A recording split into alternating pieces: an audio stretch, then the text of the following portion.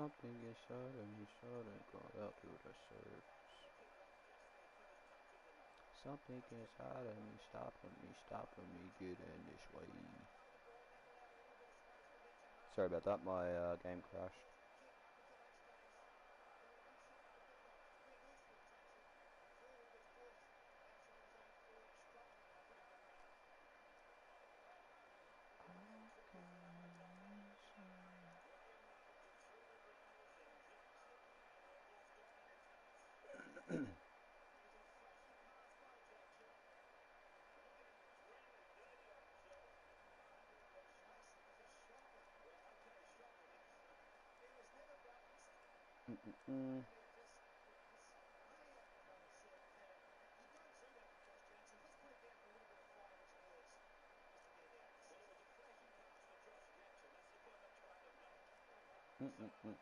It's time to call out to the surface. I'll get back to doing the shit in a sec. So I'm gonna kind of explain a little bit more about new Indigenous art. I just feel like it's probably a good time to kind of, since we're already talking about it, good time to just give you a fresh up. Right. So as I was explaining before, like a lot of these symbols, when I use these kind of symbols, I always pair them up with, you know, one of these. Like when I'm drawing it. So, like, use this as, you know, this is home. This is where you were born and raised, right?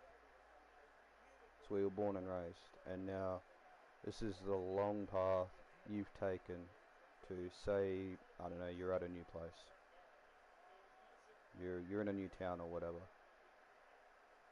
Or, you know, whatever. So this is the road. I always make it gold because it's a strong color that stands out. You know, I achieve the gold kind of look with alcohol markers because they blend really nicely. Love alcohol markers, they're dope. Water-based markers are pretty good too. You can find water-based markers that work with alcohol markers pretty nicely, but not all of them do. So, you know, you gotta kind of balance that out a little bit. But yeah, so like what I would do, right? So, you know, say that's where I was born, and this is where I live now. So say I'm like 80 years old. Yeah, the game crashed. Say I'm like 80 years old, right? Or whatever, and I want to tell my story. So the way I would tell my story, like hypothetical story by the way, it's not a real story, because it's going to involve kids and I don't have kids. Let me just quickly do this. So, you know, so like just pretend this circle is the same as this circle, right? So, the way I would tell this story is I would actually pair this up with some people, right? So this would be my dad. So that's the way you got to think about when you're doing Indigenous art. It's like, what's the purpose of this being here? What's the story that's being told? So that's what I'm trying to explain a little bit. So that's my dad, right? Just pretend that's dad.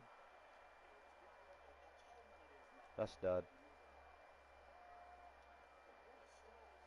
And this is mum.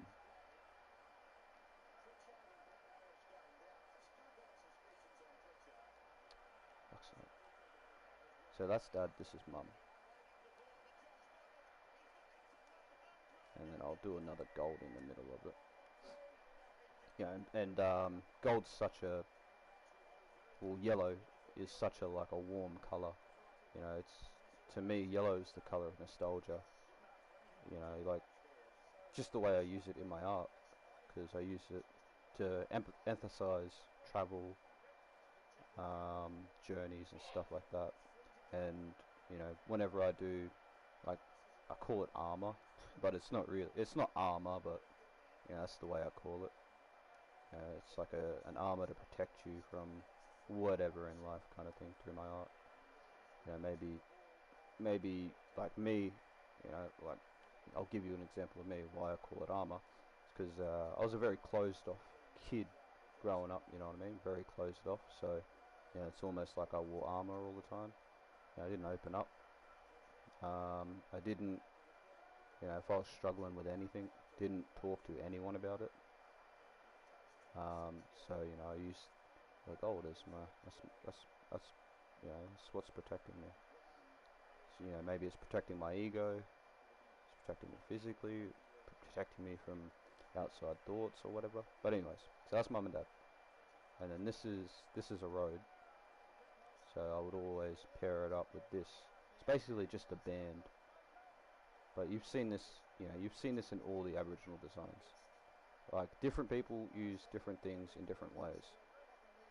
But, you know, if I can explain it to you a little bit more of in like a analogy kind of way, like you could kind of understand it a little bit more. So yeah. So, alright. So that's home. That's where I was born. So say that's Coffs Harbour, where I was born. And then this is the long road. Long road through life. Say this is like 60 years through life, right? And then we get to here. We get to this place. It's getting bigger. It's getting much bigger. You know, I've got a family now, so, you know, there's me. Right, there's me. There's my kids. Say I've got like 8 kids. I'm not going to really do 8, but say, you know, you got this, this and this. This is my son. And then this is my missus in 60 years. Her name is Shaniqua. So there's my missus. And then, you know, this is our daughter, I suppose. Hey, kids would be wild, yes sir. Alright, so, you know, so that's them. What I would do now from this is we go gold again.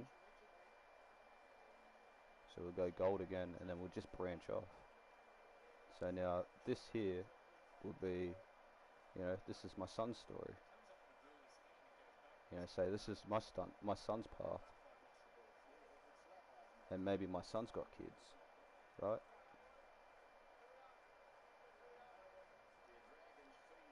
So maybe my son's got kids, so there'll be a circle up here. And, you know, he's moved away. And, you know, these are his kids.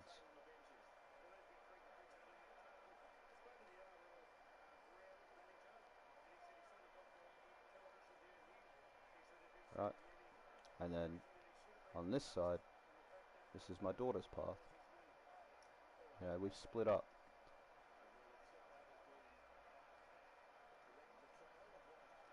So we split up, right? And then, say we had a massive canvas. What I would do from here is I would like bring this up to here, meet it in the middle up here, and then take this over here, meet it up here, so then all these trails connect back to the one start. You know, mum and dad. Like, does that make any sense? Explaining a little bit of the stories behind Aboriginal art, but like, you know, then you could, like normally what I would do. So this is,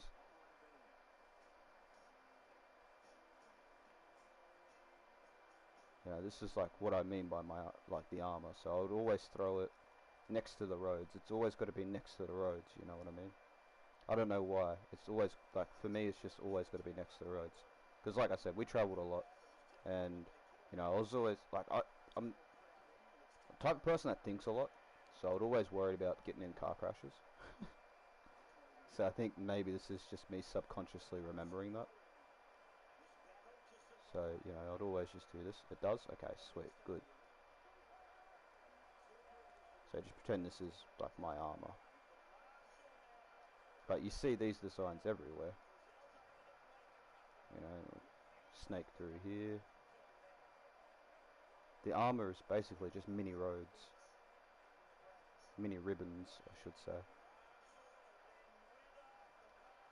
So it would always be 3 lines. Never more than 3 lines each time. because I think it just overcomplicates it. So just pretend like that's one line, and then from here I would do a circle.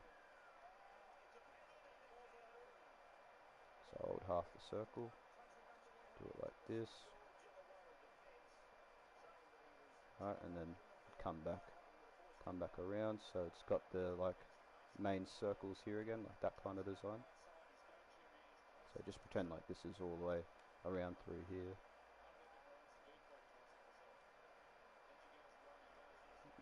And then pretend like that's going that way. So then what I would do from here is, so this is going this way, so that would come back down here. I would probably put it, and then it will snake through here. So the goal is to try and make it all look like it's one big road, but obviously they're all going in one direction. But if you kind of like,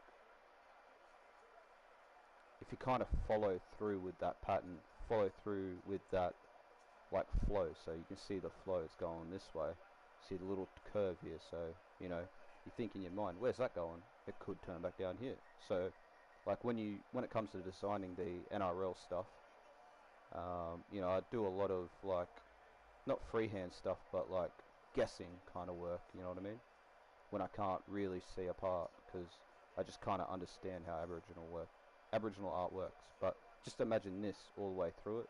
So I'll put it there, and I'll put it there, and I'll put it there, and then, you know, other things, like I'll go like, I'll talk through this design. Where is it? The Manly one, because the Manly one's a bit hectic. I'll tell you what the Manly one says to me, what this design here says to me. Alright, so a lot of branching off parts. See a lot of different branching off parts. Main center right here. What this tells me is that this is, you know, Manly itself, like, you know, the little suburb. This is Manly itself. And then you've got the specific color choice of the Manly colors going through here. And then in between, well, I didn't put all the detail myself, but all in between these, there were, you know, these yarn circles, little gathering spots all around. So it's like, in my head, it's all the stories that are being told on the jerseys are being told in the perspective of the players and players' families, you know what I mean? So what that's telling me is all these different players coming from different parts, you know, all around Australia, New Zealand, wherever, coming to meet here to play for Manly. You know, and these are just the journeys they took to get here. Like, if we go have a look at it on the jersey, not that one. See how like chaotic and sporadic it is? You can see all the different like little trails and lines coming off it everywhere. You know, that's that. You know, that's that randomness of life. That's that randomness of where people come from. You know, not everybody's from the same area, so obviously when you do a work of art for a team, you're not gonna centralize, you know, one thing. You're gonna kind of spread it out a little bit. Like, you know, Rabbitohs do a good job. Like the Rabbitohs one is quite simple, right? Where the fuck is oh, it's right there. I'm looking at it. Yeah, obviously you got the hands there, the hands with all the different animals in them. Like I said, you know, people turning into spirits, and then you got the hands behind them, which in my head are spirit hands, but they could just be ochre hands. You know, those are just like, what I get away from that is that's the spirit of the ancestors. You know, like holding you, kind of. That sounds gay and corny, but that's what it gives me. That's what it's telling me. It's telling me that you know, there's all these hands, and then, you know, you got the Rabbitoh in the middle there, It's everybody coming together for the Rabbitohs. You know what I mean? All these different people coming together for the Rabbitohs. All these different hands that are helping the club. All these different hands that are helping the club. You know, at that certain point. You know, that one hand could represent, you know, Reynolds' kids. You know what I mean? Or one hand could represent, you know, whoever else. But yeah, it's mainly about Aboriginal art is mainly about just inclusion. Like you'll see down the bottom right there's a yarn circle with all the different players around it. People, it could be people or players. I see them all the time as players. Every time I see those, it immediately just tells me it's the players. You know, Wollongong, well, not Wollongong, but you know, actually they do play out of Wollongong, don't they? They probably have a pretty big whale spotting scene. Let me have a look real quick.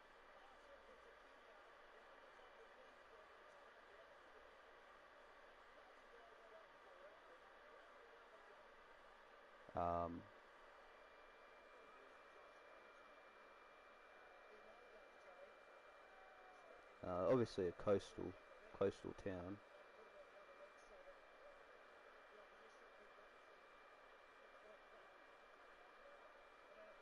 Yeah, it is pretty cool. It looks pretty cool. It does. It's like abstract, but it's not at the same time.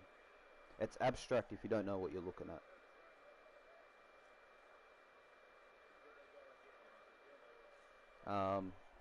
But yeah, you got the boomerangs there.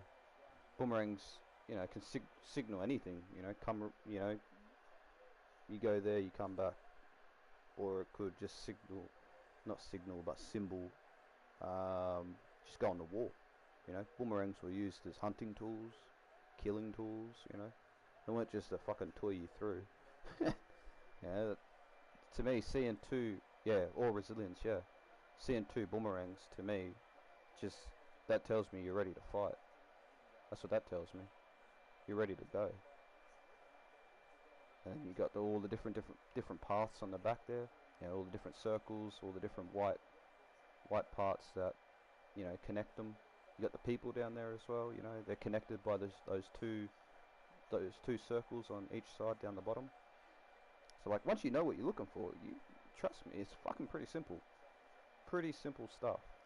But yeah, resilience is a good way. That's a good word. Good way of putting it. Same here with these guys, you know. Bunch of different animals.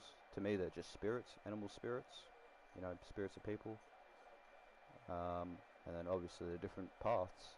Like in between those white parts there's footmarks. So those are, you know, people stepping, people walking, people travelling. And then on the back it's a big hodgepodge of travelling. Basically all it is, really. Like I have a theory about Aboriginal art that we used it as like a mapping system. You know, like a top-down bird's-eye view mapping system. That's how I explain it to people. That's all it is, really. If you're looking at like the more traditional style, it's more or less mapping. And that's what I try to bring in. I try to bring in a little bit of a traditional flavour with, you know, my new school kind of thinking, my abstract way of thinking. Because you know anybody could do indigenous art. It's just about more or less if you're able to tell a story through that art. But with me, I don't really like telling a story. I like telling multiple stories. So that every time you look at it, you see a different story, and it may resonate with you in a different way. You know, see this one? This guy's hunting.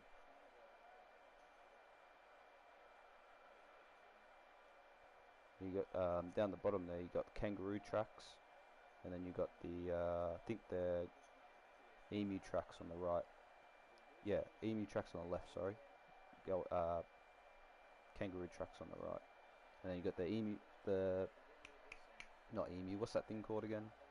The goanna, just left of the bottom blue part. and then all the yarn circles around, all those like circles, different places maybe.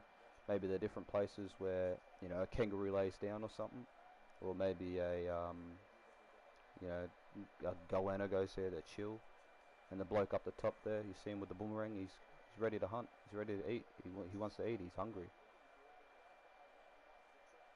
Maybe that's his place where he lives down the bottom, and yesterday he went right, he came to the end of this river, and today he went left and came up to the other end of the river, mapped out the river, it's on the other side of it, he can see all the animals on the other side, he's going to wait for them to come and have a drink, and he's going to smack them.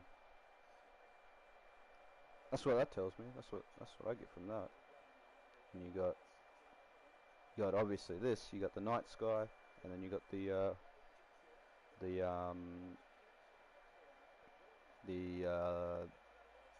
what's that thing called? The ocean. You got the spirits in the sky, the spirits of the I don't know what kind of bird that is. I'm just going to say eagle. Spirit of snake. You got the spirit of the goanna, and the spirit of the turtle there too. They're looking down. You got the gathering circle in the middle. I'm not too sure what that would symbolize in this specific art, but it's just a gathering of people. And you got all the animals that are attracted to the people. Why are they attracted to the people? That's a good question, Why would they be attracted to the people? What's attracting them to them? This one here is a little bit more abstracty. So just a bunch of see, these ones are kind of hard for me to grasp on what it would be, what the symbolism is for these ones. A little bit more abstracty, a lot of travelling lines like before. I think Melbourne, and then Melbourne again with their boomerang up the top, getting ready to go to war. Got kangaroo tracks down the side there, kangaroo tracks down the side there. So what this looks like to me is, see the two side panel parts? That's the top of a mountain, or maybe that's the bottom of a mountain, and the middle is the top, or the middle is the bottom. But with those circles in the middle, the blue and the purple ones, that's telling me that it's water. But it could also just be used as terrain, like rocky terrain. So it's just all about how the artist uses it, because you can use it in so many different ways. Like there was like 100 or like 200 and something different Aboriginal countries, back in the day. Different countries. Like there's Wiradjuri, Kamilaroi, Gumbaynggirr.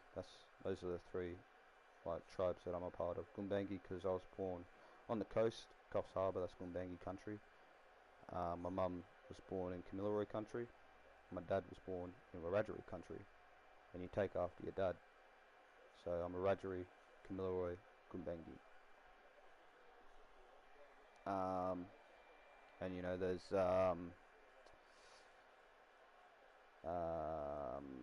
bloody what are they called?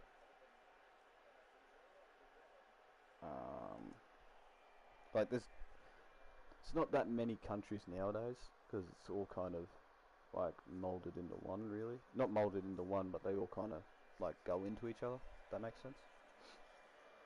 Just trying to think. I think WA is Noongar. WA or South Australia. That's their,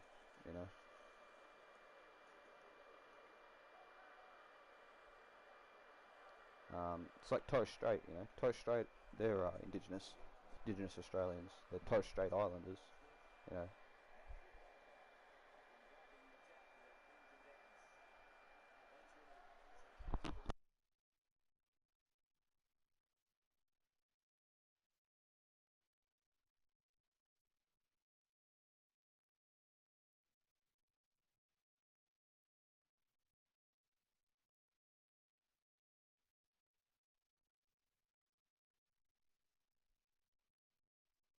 Give me a sec.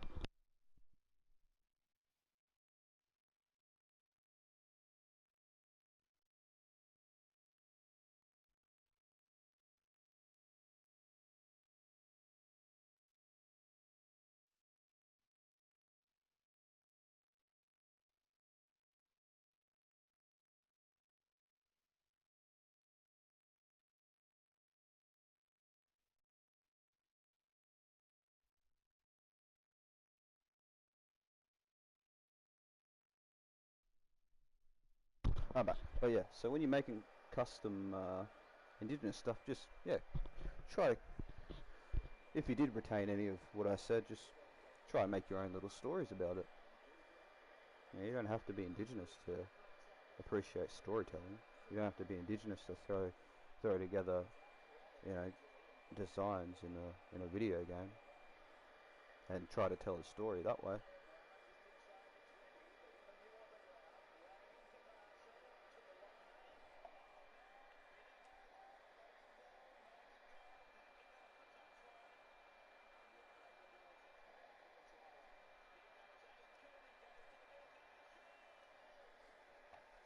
That was yeah, it's a fun thing to look at, indigenous art.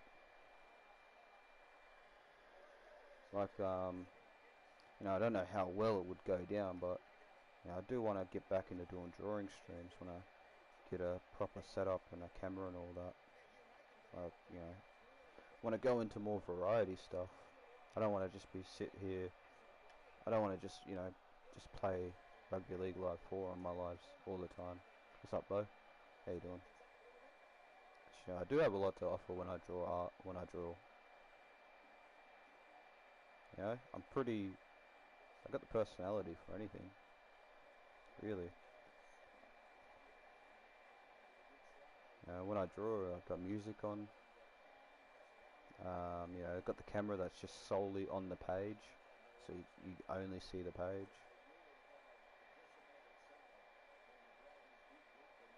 You get to fully see me like properly watch how my mind works, because you'll be watching my hand, and you'll watch how my hand sketches stuff without me sketching stuff, if that makes sense. And I don't use pencils either. I just go straight pen and then alcohol markers. No pencils. I don't need pencils, bro. Fuck pencils. Good. How are you doing? Yeah, I'm not doing too bad, bro. I'm just making filling out some players for my my not international, for my what is it called, reserve grade teams.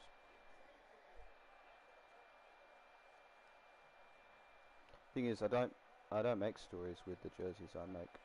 Yeah, I mean, you don't have to, but it's just something to keep in mind. Like, yeah, you could just throw a bunch of shit together and make it look cool, but notorious. But like, you know, you could make them.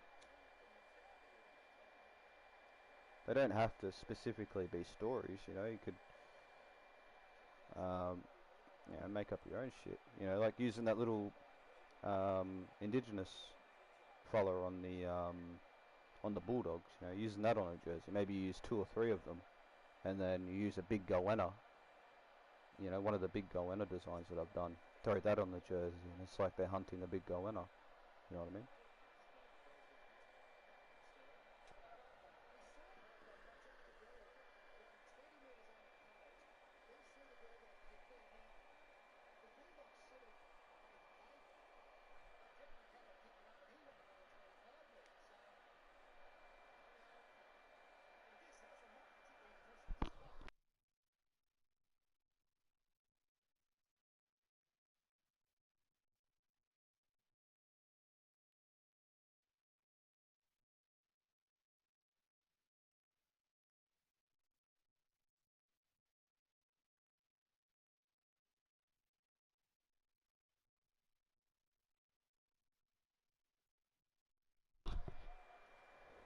I'll quickly throw together a mock-up. Just start off with white, because why not?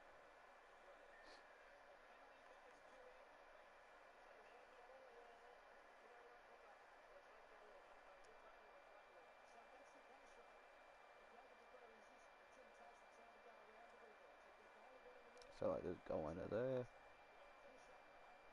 Got the dolphins, not penguins, turtles down there. Obviously I don't have all my designs here. But like, let's say, so this is, you know, coastal birds here, and these are mountains and, you know, river systems there.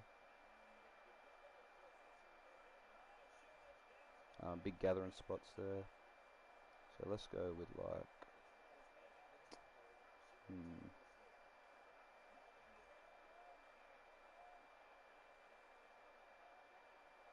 we'll go with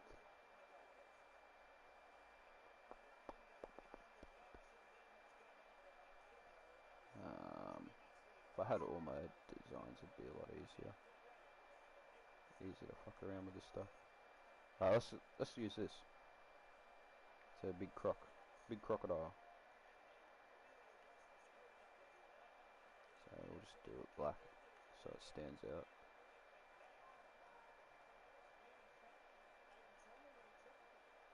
Alright, you got the big crocodile right here, but this ain't any crocodile. This is a spirit crocodile.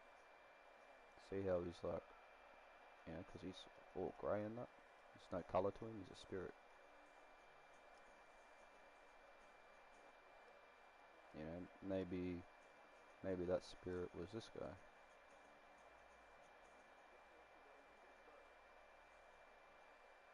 Oh wait, hold up.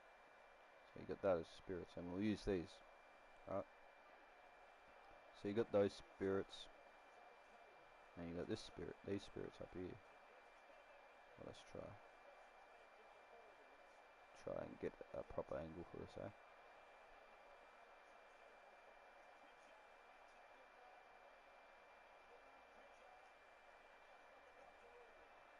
And I'll move this guy down. So we've got that, and then I would add just pretend like all the colours are the same colours.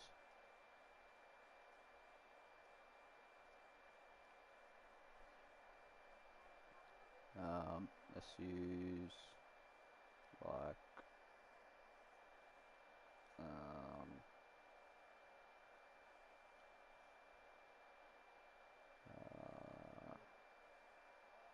yeah, let's use this. Alright, so these are river channels, river systems, river channels, maybe saltwater, you know, rivers, creeks, I should say, not rivers.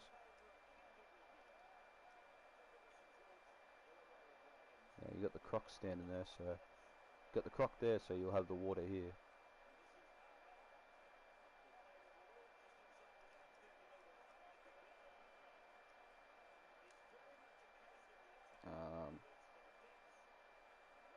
Let's go back and so we can grab this again, and then we'll stretch it up there, just because why not? So there you go, you got the river system going all the way around. And then, you know, put a little bit on the back, just to like symbolize that this is the path this croc traveled. You know, this is his mapping system.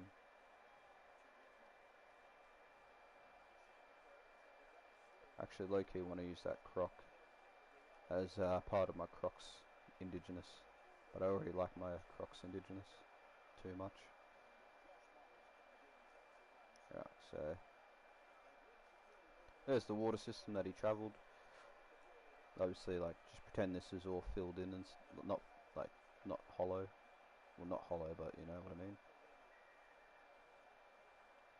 So probably even make them a little bit smaller, and maybe move these guys like where they are on the what do you call it? Now these could be former mates. You know what I mean? Like maybe this croc, you know, he lost his friends. You know, so now he's traveling somewhere to go find some new friends, but can't find friends because he's a croc. You know, nobody trusts him because he's a crocodile.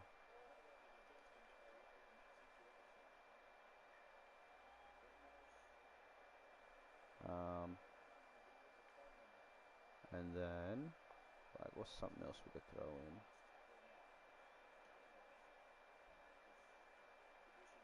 Oh, like, we could use this, right? So, maybe do that. we'll move the croc up here a little bit more, and we'll make this a little bit smaller. So we'll just put that back over there, and then we'll put that Parramatta Eels owl down in there, as if to say, like, yeah, this is where he's going. It's lit up for him. That's where he wants to go.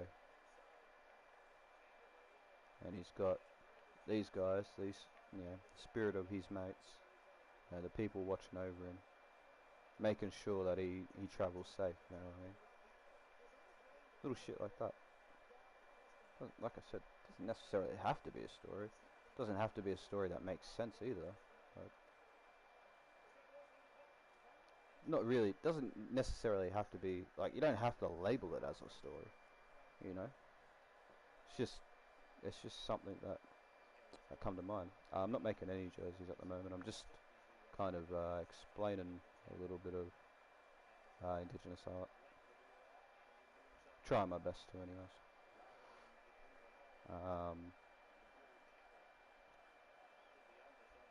So, like, that's the river system, and maybe I would probably outline it with this and then put that on the inside of it, or maybe I'd put this underneath him. If he was like a full color and not an opacity color, I'd put this behind him, so then he's traveling down the river there.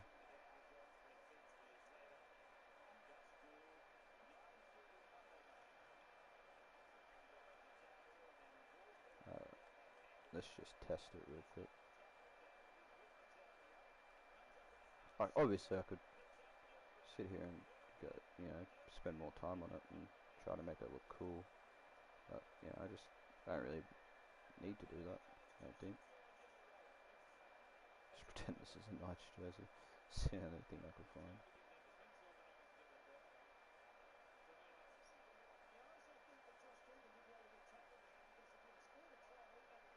But yeah, like, that's just a bunch of random shit I threw together to, somewhat try to tell a story.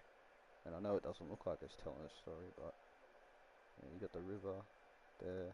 I see all that blue stuff is the water. That's where he come from. Come from the bottom there, travel all the way up, around, all the way down to go find new friends. And he found a new friend in the owl. The owl is his new friend. And nobody else wanted to be his friend but this owl. And who would have thought that an owl and a crocodile could be friends? But little do they know, is that crocodile is friends with a snake, we'll say an eagle, and a goanna. Could be a story about being misunderstood. Could be a story about just being labelled. It doesn't necessarily have to be a story about anything, really. But, you can tell fictional stuff through it.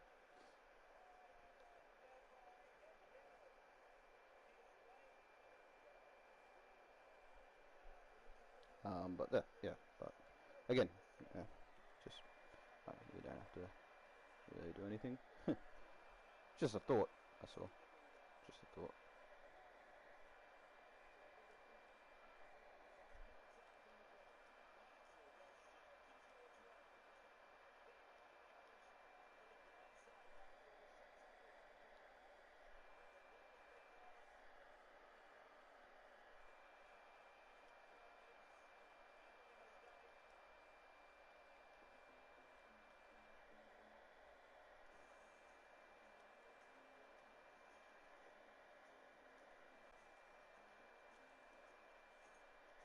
It's not who I'm after. So up we go. Just gonna type in some last names and see if any of the names come up. If they do, then I'll be cheering.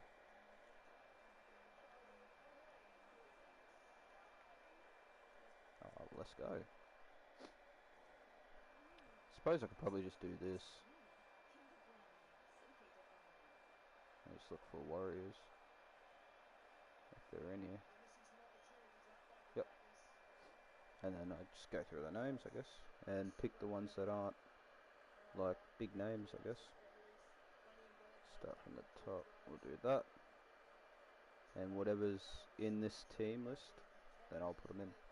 So he's not there, he's not there, Sam Cook, he's there, he's not, Anthony Gelling, I mean, you're right. No, he's not there. I feel like I saw him in there somewhere though. Watu. There he is, sweet. Mason Linnell. Not there. Love Henry. Not there.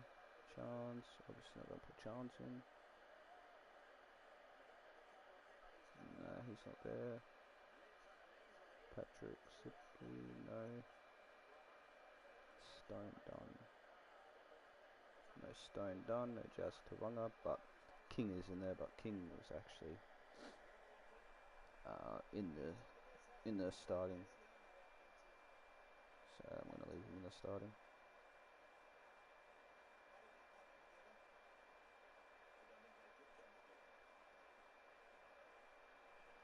So switch this flyweight and halfback position up. So halfback. Tell me I got a flyweight here. I do. Let's go. Right, 1, 2. Centre. Yep. Maybe Tane can play there. Preston Ricky.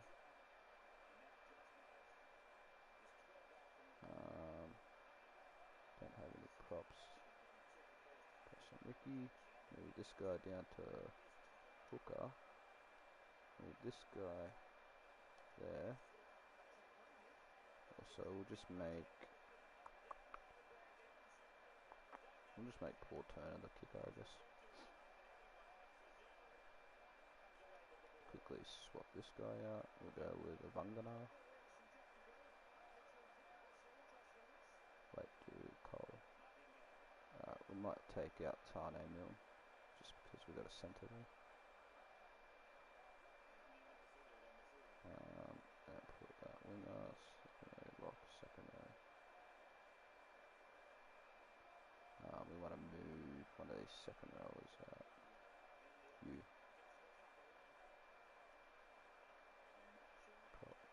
Lock, second row, sweet. That's the way that looks for now. Just quickly go smash. Oh shit. Didn't mean to click that. Let me go smash these into the reserve. Pretty sure the Raiders had the first Indigenous jersey in 05. Yeah, I've seen that one. They had one of the first, that's for sure. That's the... I actually made... Well, when I had my 03 teams, I actually made that jersey. It's the one with the big Indigenous and Torres Strait flag on it, eh?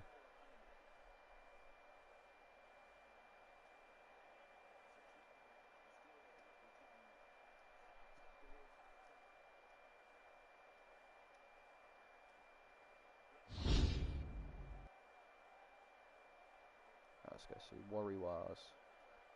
I want to check out the away first, because the away is a lot more interesting than the home.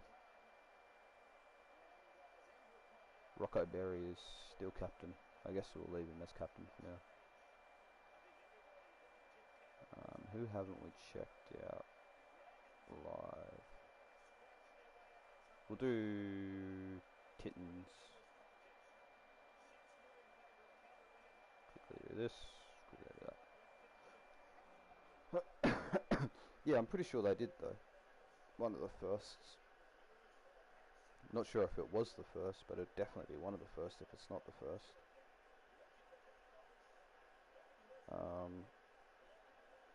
Maybe one of the first like Indigenous jerseys as a club, definitely as like a New South Wales Rugby League or a you know, NRL club. But they had what do you call it, an NRL Indigenous Dream Team. They played, or Indigenous Australians or something they were called. They played in one of the World Cups or Four Nations or something back in the day.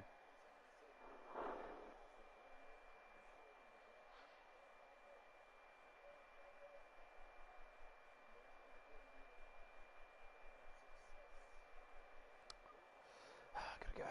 Fucking forget to share those fucking goddamn things, bro. Fuck's sake. Even when I do share them, they fucking unshare after one game, so probably shared it before.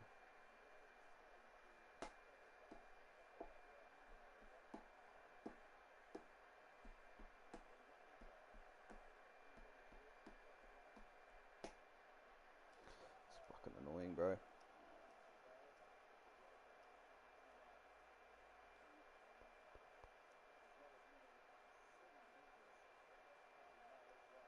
I don't want to share that one. I'm gonna share the grey one first. Hurry up, bro.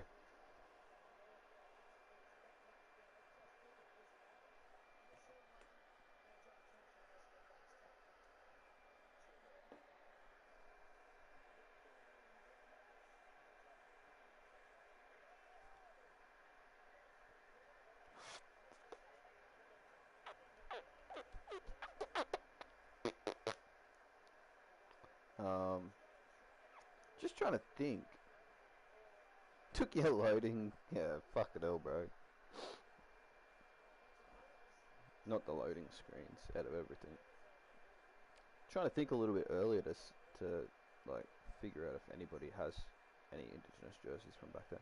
But you know, it's hard to find because like you know, some teams had some teams didn't.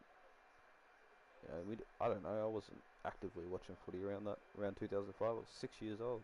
No, I was 5 years old. I was turning 6 that year though. Like I wasn't taking in footy, you know, probably.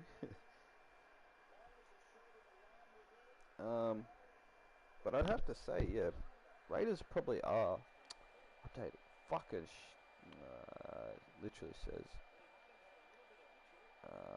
I gotta unshare this.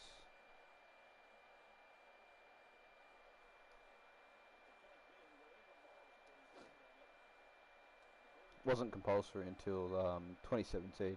Yeah, well, I mean, it was the way I saw it was, you know, if a team has a relatively strong Indigenous base, that's when they would go with it.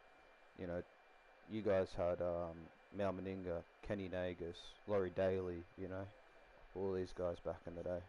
Not too sure of any other Indigenous players, but you know, I know you have had a lot of Indigenous players represent the Raiders, so it makes sense why they would be one of the first teams to, you know, put out an Indigenous jersey. Like I remember 2010, you know, Manly had one. I'm pretty sure. No, I don't know if Manly did actually. I know Newcastle had one in 2010.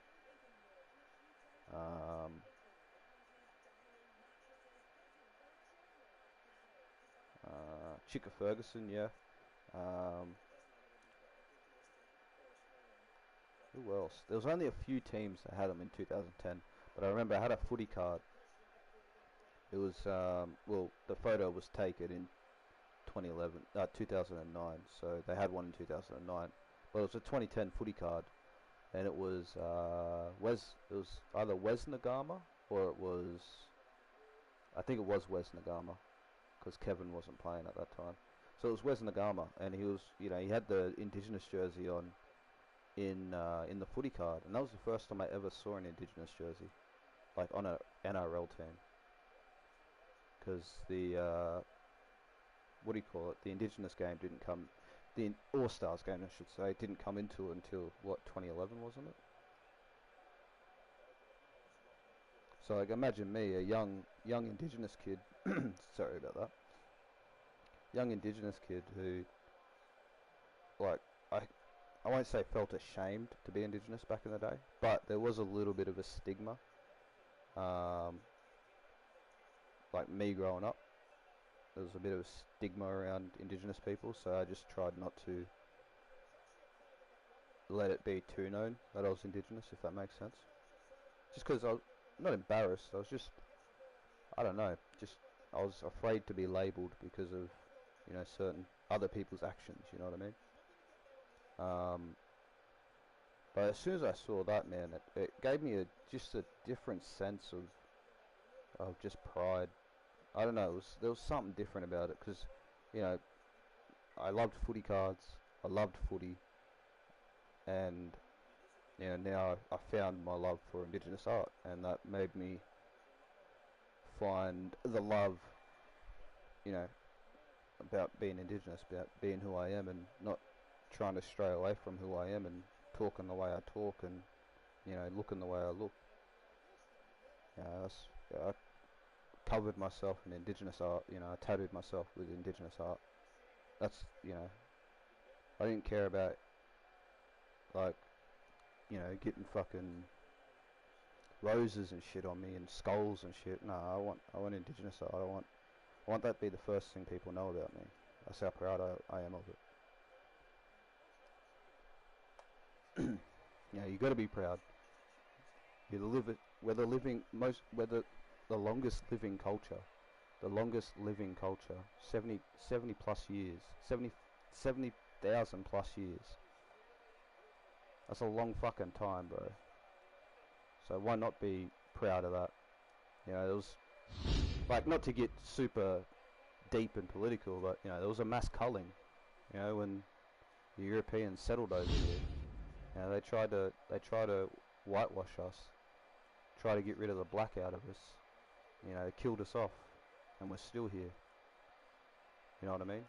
If you don't have, oh fuck, I went both Warriors. If you don't have a sense of pride in that, then I don't know where you lie. You know what I mean? As an Indigenous person. So when I look back at myself in the day, I just feel sad for myself, really. Just feel sad for myself. That's fair. Yeah, it is, bro. I'll post that first. I appreciate it, bro.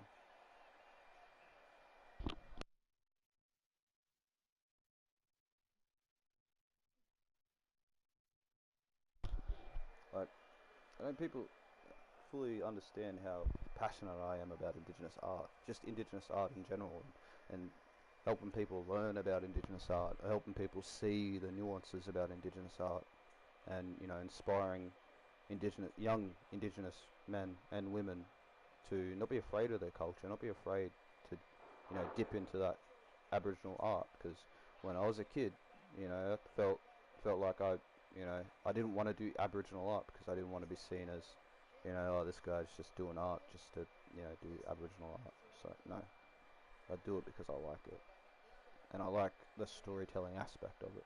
I like how you can do so many different things with it, but still keep it in the same vein and the same vibe. You know what I mean?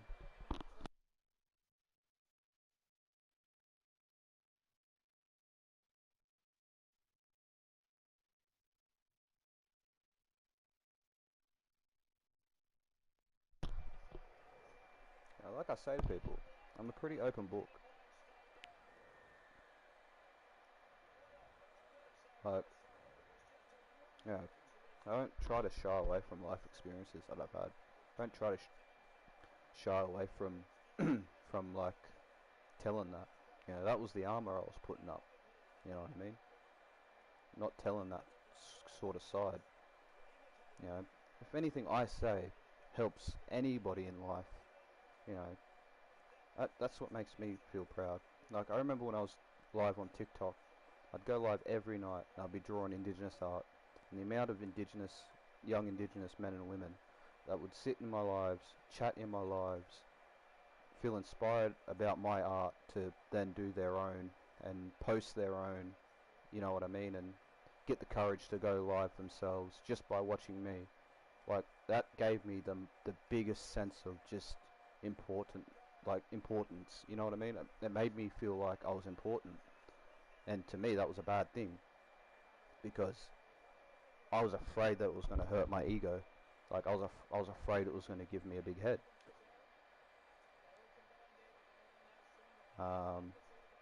That's the same as what I'm doing here. Like, you know, I'm not the type of person that can take compliments. I don't really like compliments, really, because it, you know, it's shining a light on something that I don't think is that big of a deal. Like, when people throw around the talented stuff, I don't say it's talented, it's just skill, because it's a skill I learned and picked up. It's a skill I taught myself. To say it's talent is kind of taken away from the hard work that I put into it. Like, that's how I see it. People saying you're naturally talented. Well, I'd just say I'm just naturally at picking up skills. Picking shit up. You know? Yeah, I accidentally clicked Warriors, so I just went with it. Actually, I'm going to change it, because I want to verse Titans. But yeah, other people take compliments different ways, you know. But me, I just don't really like them. Like, I'll accept compliments, obviously. It's just I don't know how to respond to them. That's why I always just say thank you or cheers. I don't try to, like, dream matchup Warriors v Warriors. So I don't try to, like, ramp it up too much. Like, yeah, I gas myself up. Of course I'm going to gas myself up, you know, when I do something cool. You know, because that's my sense of, you know, me doing that. I did that. You know, that's my sense of pride. That's me getting my pride out. It's me spilling it all out. You know, like I said, I don't keep my emotions in anymore. I try not to anyways. I want people to, especially now that I'm being live and all that, you know, now that I'm live, I try to be, you know, like, you surround yourself by like-minded people, right? And if you know, any of you boys are closed off, you know, like not closed-minded, but just closed off in life, you know what I mean? Like, you don't really bring up social issues within yourself to other people. Well, hopefully by hearing me, you know, talk about that and talk about it, you know, live, and, you know, maybe somebody in 5 years seeing the video and hearing that, and then maybe them, you know, taking away what I said, and, you know, maybe them, you know, feeling a sense of like, wow, this guy just said that, like, on the internet. Like, what's, you know, yeah, what do I got to be scared of? You know what I mean? So don't be afraid to talk about things, please. Oh my god, bro, I just shared that fucking thing. Why is it back to that? I fucking hate this game, bro. Absolutely can't stand this fucking game. I just... what did I say? After one game, it'll go back to the same thing. We didn't even have a game. We had a loading screen. And then it went back to being that fucking... Man, this game is aggravating. I want to stick a 9-inch nail through the eye of my my snake.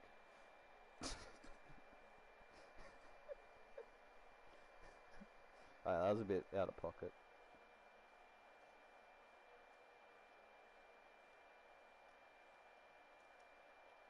That's what it makes me feel like. Whoa, buddy. It makes me want to do, I don't know, hire a dominatrix to just kick me in the nuts for 70 hours or something. That's the way this game makes me feel. Or it makes me feel like I've been kicked in the nuts by a dominatrix for 7 hours.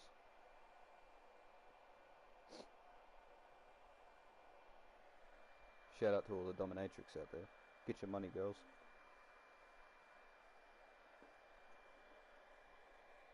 I should say ladies.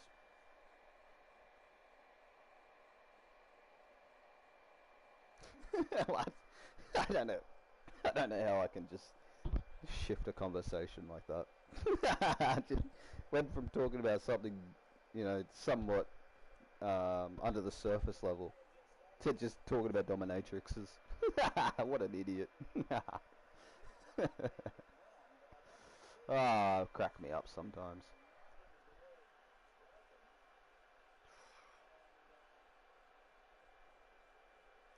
Kicked in the nuts, featuring K-Dogs, featuring K-Dog NZ. Now that is a song that we could make. So this is the song dedicated to the Rugby League Live 4 fan hub servers. It's called Getting Kicked in the Nuts.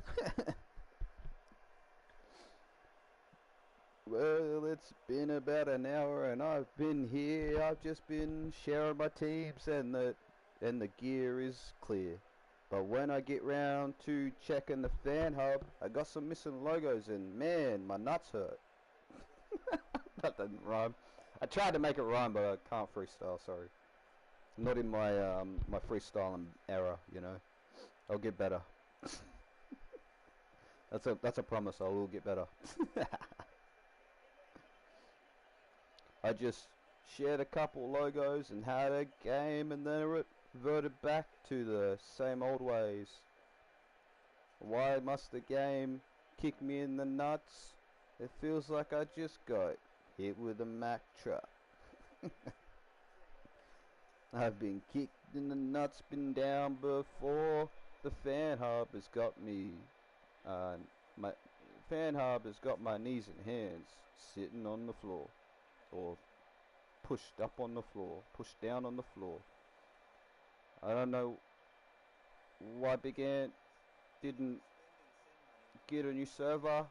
I think I might just hop over to AFL 20 further. I don't know. I'm getting there. I'm getting there. Probably the best Rugby League Live 4 freestyler, to be honest. So we're making some sleeves for the Warriors. This is the away. It's red like the Worry mongrel mob. I don't know. At least it's in 2025. Yeah, you know, still working out the kinks a little bit of the song, but it'll come out one day. Need a verse from you. I just been kicked in the nuts.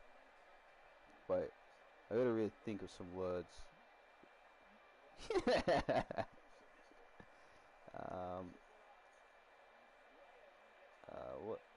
What rhymes with fan hub? Like I need a word that kind of rhymes with fan hub and then transitions into nuts. Kicked in the nuts. The fan hub has got me feeling putts.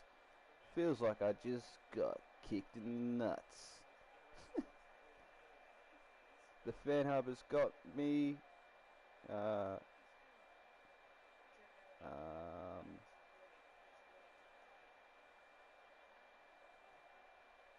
sturdy. It's got me feeling real dirty because the fan hub is dirty. Wait, the fan hub ain't sturdy. It looks like it's dirty.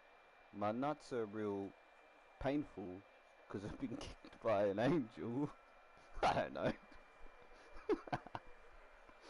Why would an angel kick me in the nuts? That's a good question. That wasn't an angel I saw. It was the Red Devil named Big Ant Studios. That almost rhymed, I suppose.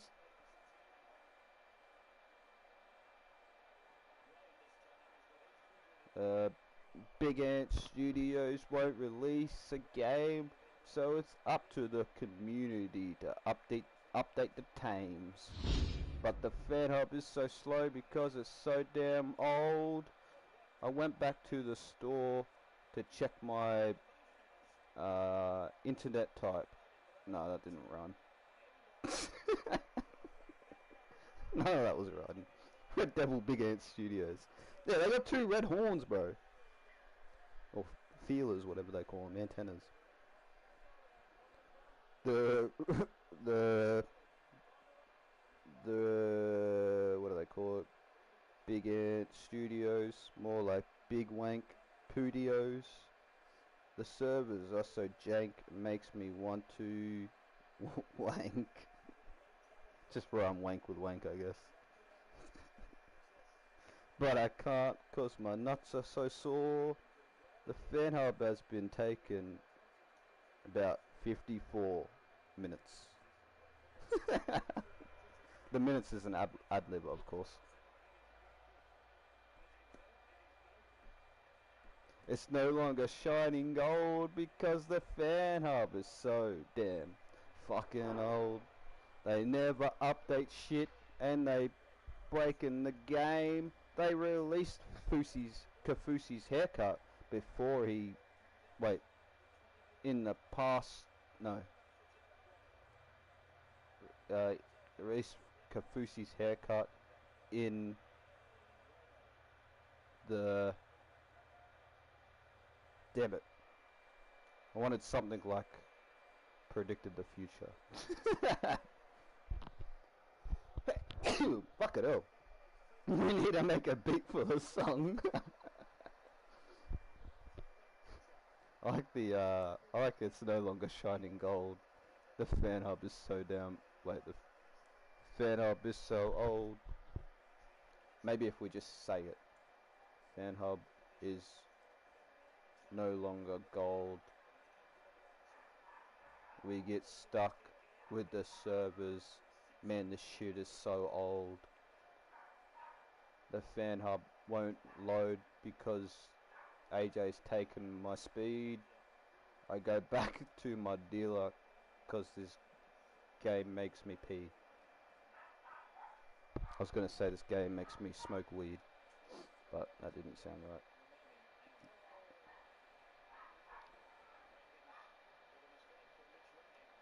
Kind of sounds like a country song. Ah, no. Oh! Trying to pull off this fucking move I've been trying to do. Like, I pretty much do what I do just there. So I'm trying to, like, whenever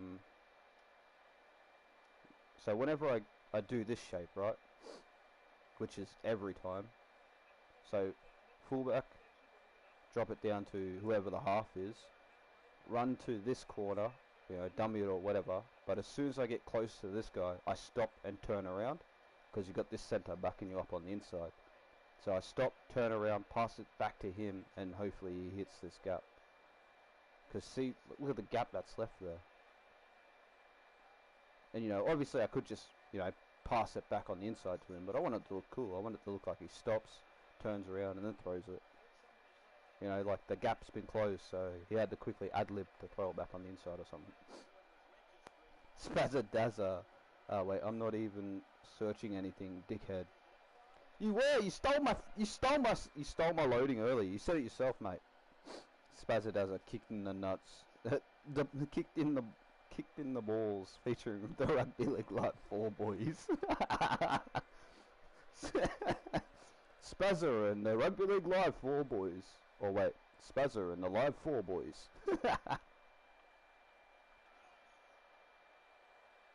Don't you dare call me matey, champion. How dare you? How bloody dare you?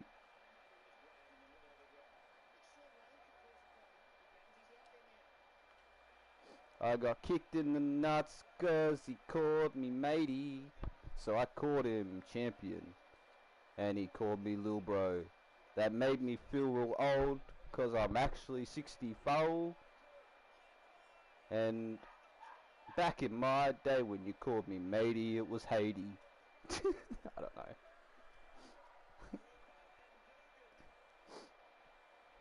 K-Dog's the captain. He is the power. He went back home to get some KFC. And I could see that the K was in him, 'cause he is a mad dog from New Zealand. You know, you gotta fuck around with the cadence a little bit, I guess, to make it all rhyme. He puts the K in KFC. He's the dog of the town. K-Dog is the man. He's here to captain the crown. I don't know what the crown is. A royal family, I guess. You're the queen. Shout out the K-Dog. Or the king, actually. That can actually be a song. Hey, maybe we'll make some songs when I get PC. Maybe we'll make some songs. We'll fuck around. I don't know nothing about making songs, but it'd be pretty fun, I guess. Could be something we do.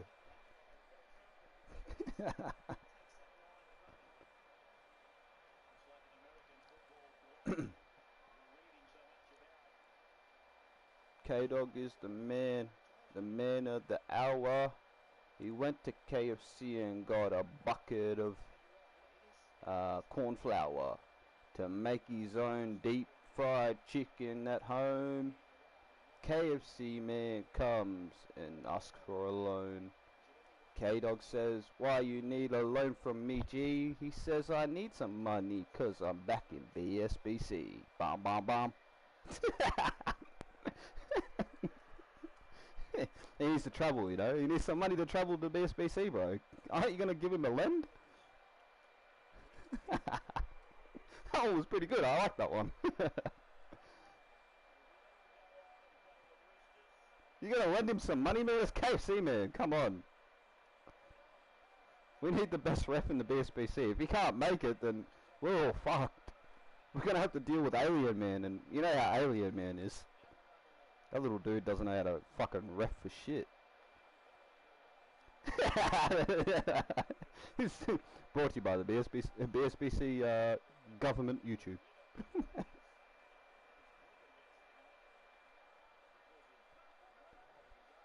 This is an official endorsement. That can be our simply the best. KFC man needs a loan or whatever I'm gonna call it. BSBC KFC man journey.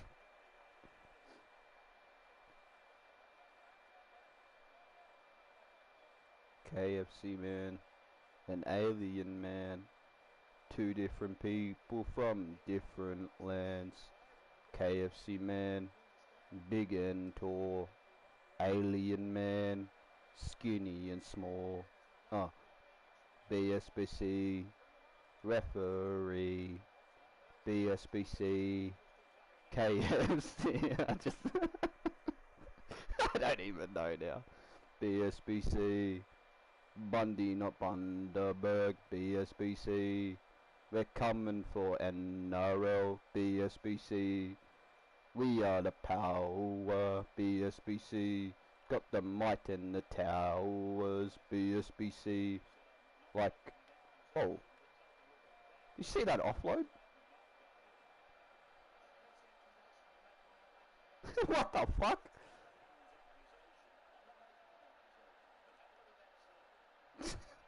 That's kind of cool. I wish I scored off that. That would have looked funny as fuck. BSBC welcomes to the program and the no Pam.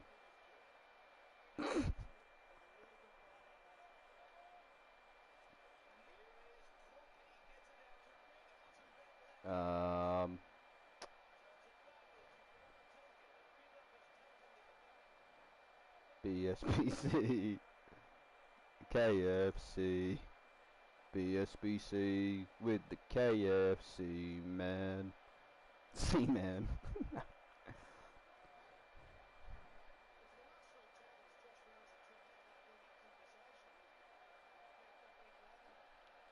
KFC man, Gary Hogan. KFC man, Gary Hogan.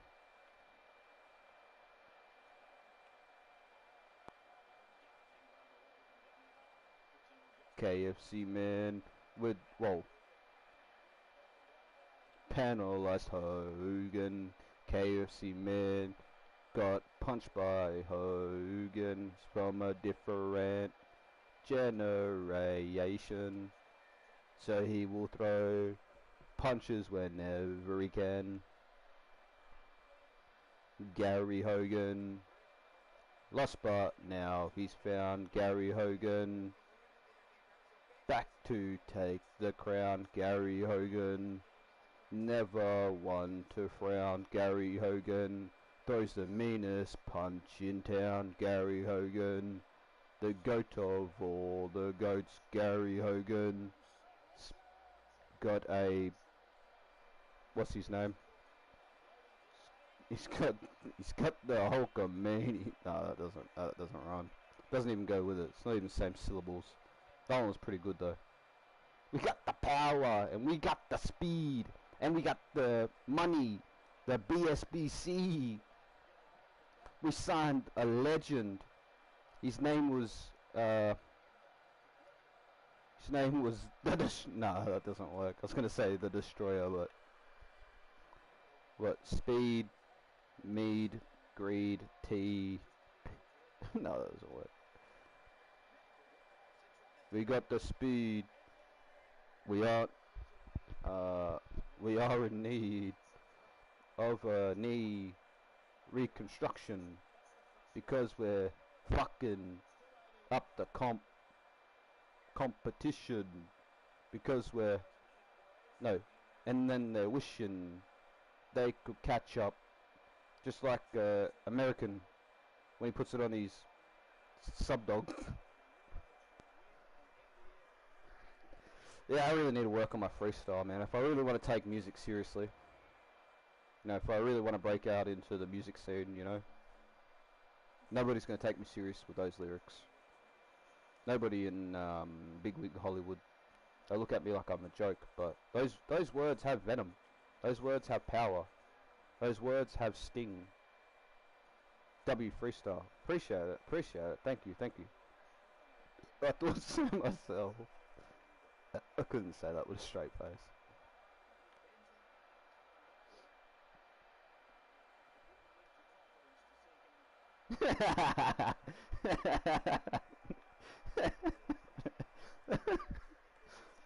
that brings a tear to my eye. Thank you for telling me that. Why'd you have to go, go, go, go, go, go? It's just a joke. That was a joke. Oh man, I love that song.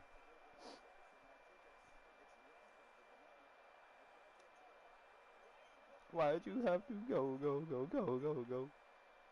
I really miss my neighbor. My neighbor. Why people can say it too, just change the N to a W. I really miss my neighbor.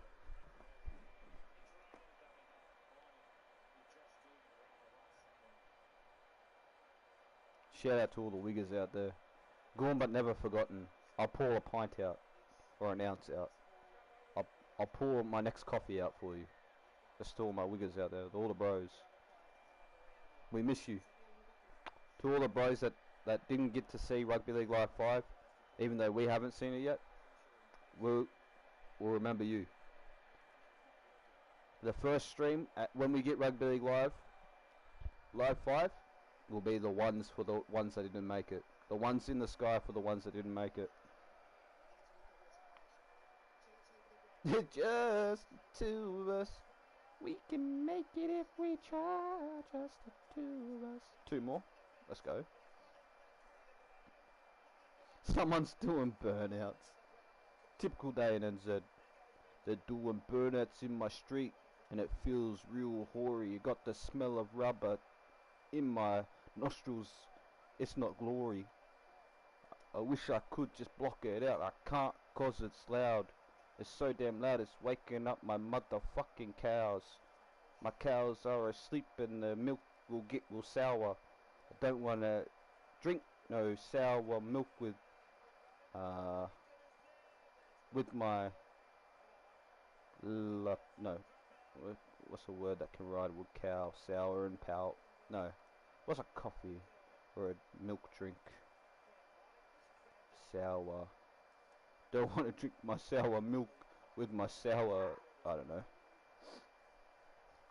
Trying to freestyle. Sorry. Typical night in Hawke's Bay.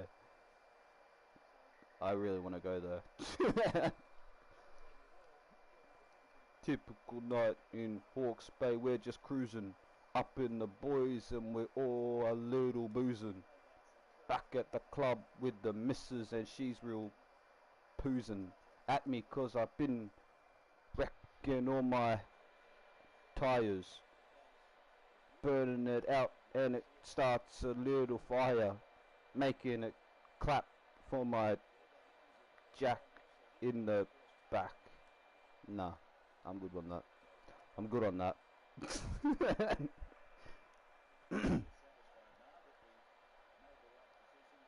It's not glory, but it's leaving a hole. Holy fuck, it's already 11 for you. That's crazy.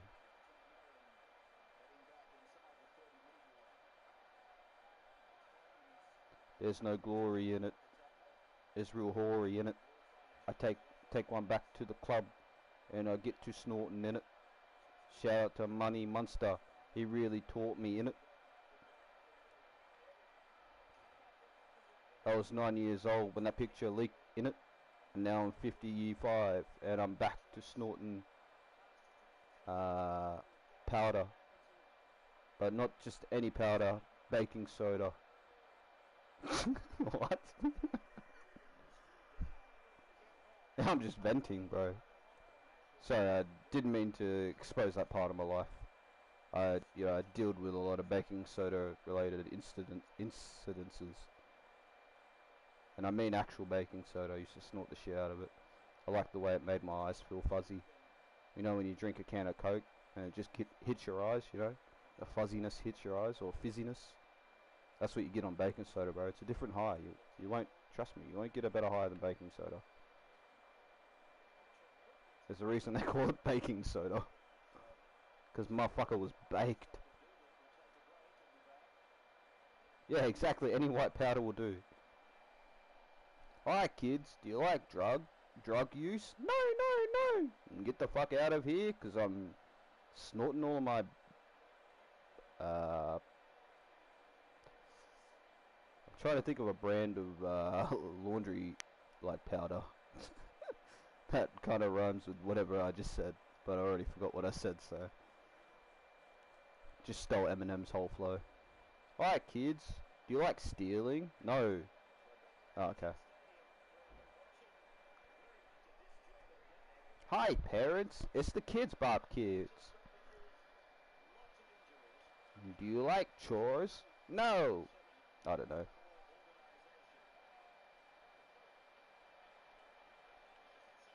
Fuck. Keep forgetting to do that play. Hi kids, do you like violence? I think I might try that play a little bit closer to the line, because it'll probably look a little bit better. The Wires Indigenous. Very interesting one, isn't it? You could use a lot. You could use the Stingray's Indigenous that I use. You know, it's a Māori design of a stingray. You could use that. You've already got the like navy vibe, so why not go with the thing there too? Or just use some of the tattoo designs that I've made. Like, you know, they're Polynesian, but you know, not necessarily Māori designs. Maori.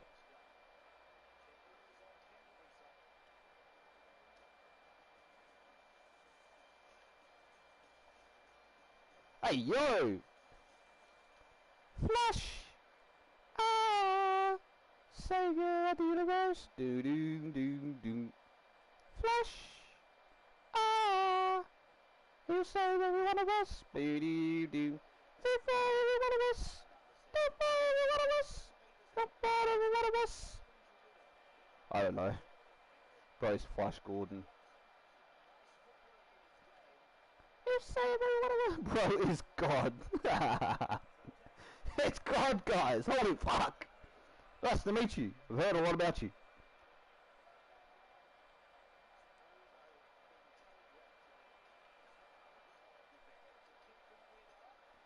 Now your son, Nepo baby or not Nepo baby?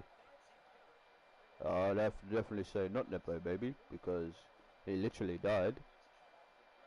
Right? So he died and then he come back with powers. No, his powers made him come back. Not his powers. The miracle. Cooper Johns. Shout out Cooper. My favourite Nepo baby besides Kid Leroy. Nah, actually, Coi Leray. Coi Leray is my favourite Nepo baby. Her dad's Benzino. A rapper from back in the day. Shout out Coyle Ray. The baddest skinny chick I've ever seen.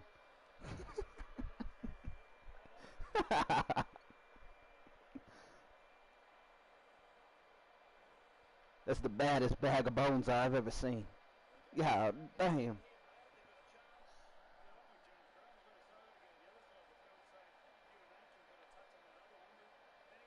Stay for one of us. Flash.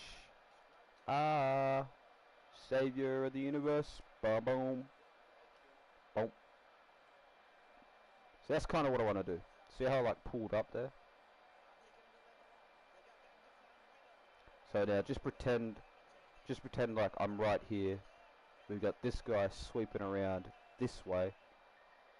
So I want to basically just take the line, go straight to the line, stop, and then just pass the ball, draw and pass it. So then he just goes, shonk, you know what I mean?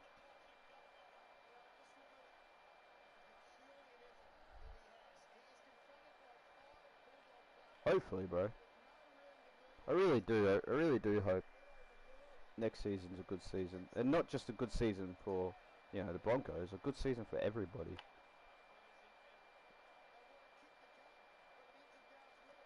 You know, Canberra Raiders, man, they could have made it this season.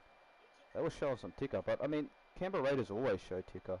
Not always, but you know, 9 times out of 10, they're giving it their all, even if they're getting smashed. That's why I like Canberra. Canberra and Ricky Stewart's style of just getting players to believe. You know, they don't have to win every single game, but 9 times out of 10, he's proud of his players. You know what I mean? And I like seeing coaches that are fully in with their players. Like, that's why I respect Craig Bellamy so much, because he never whinges. I never hear him whinge. I hear Trent Robinson whinge constantly. Yeah, fucking 289, you fucking got sent to the bin. For fucking what? Trent, were you watching the game? Yeah, of course I fucking was. I was up in the coaching box. Where else would I be? He literally killed a bloke out there. And you're saying that's not 10 in the bin worthy? Ah, it was fucking accidental. He fucking fell into it. I do understand what you're saying, Trent, but don't you think that's a little bit out of the game to be killing people on the field? Ah, it's a part of the sport, mate. If you don't want to play a contact sport, then don't play a fucking contact sport. Actually, you do have a pretty fair point there, Trent. What's your thoughts on this, Bellamy? As like I say, you know, the boys, they really believe, and you know, like I say, you know, that they, you know, got my family down here. And, you know, I'm not really ready to move, and you know, like I say, Munster's been really good for us this year, and you know, Harry Grant's really stepped up into that coaching role, and like I say, you know, I just can't wait to run out there with the boys on Saturday. Yeah, righto, Belzer. What about you, Bennett? How do you feel about today's decision? How do you feel about it? Well, I'm asking you a question. Yeah, I'm asking you a question. I didn't really like it. Oh, there's your answer. Righto, Wayne. Wayne, says here you're interested in taking up the Titans role. Is that true? I don't know, is it? Don't mind me. I don't know what I'm doing. I'm back.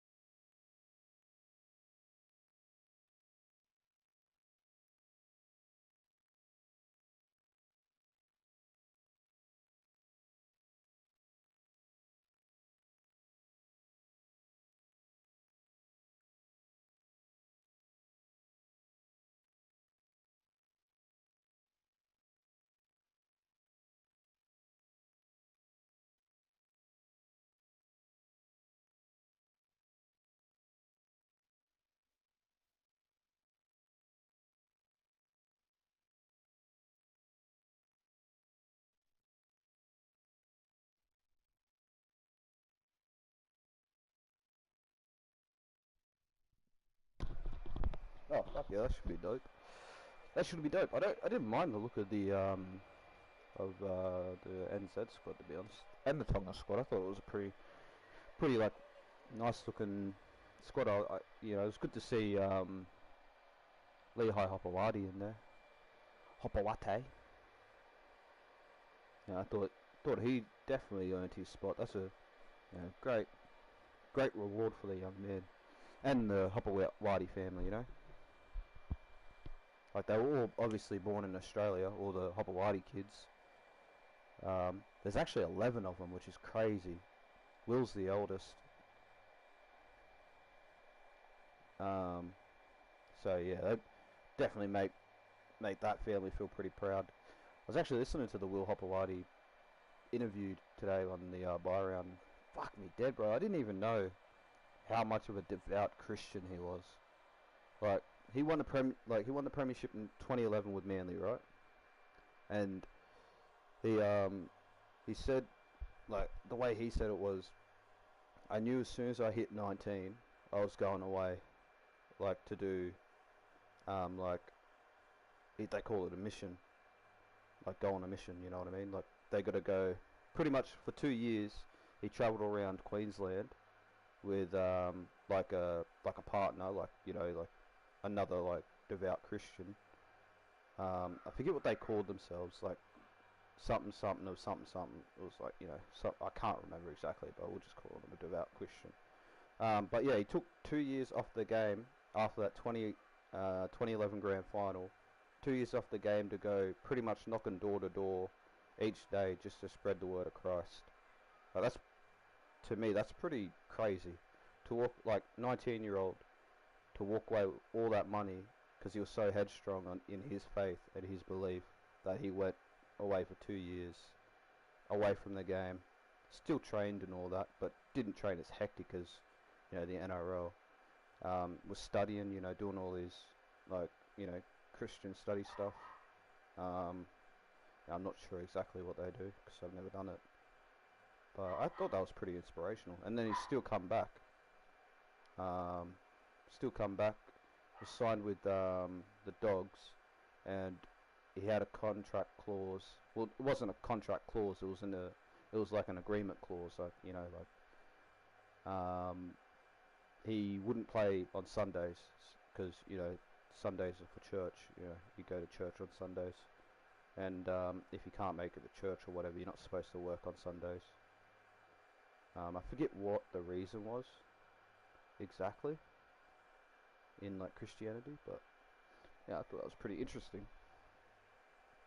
Obviously it was, I suppose he's only had one life partner, which is the woman his wife, and I just think that's pretty, like, inspirational, really. Sounds corny, but, like, his dad was fucking John Hopewadi, for fuck's sake. You know what I mean? He's the eldest. He grew up around footy, like, grew up around Manly. um, both him and Hopper, like John Hopewadi, debuted at Brookvale. That's like, think of yourself like 18 years old, right, or whatever age. Like, you boys aren't obviously 18 yet, but think of yourself as a young man. You just got offered, let's say, 500k, right? But you've got this path you want to go down, but you've got this money right in front of you, and the other path that you want to take is a harder road. You'd take the money. 9 times out of 10, you take the money. But this, like, Will Hopewadi chose to devote, like, take 2 years off of his career to go and, be himself, pretty much. I admire that, bro. That's crazy. Didn't know that about him. Like, it makes sense now why he, why he was away from the game for some time. And wasn't playing certain games. Like, it makes sense now. But he started his career, won a premiership, ended his career with a premiership over in Super League. Alright, I was looking at players. I need to add a couple more to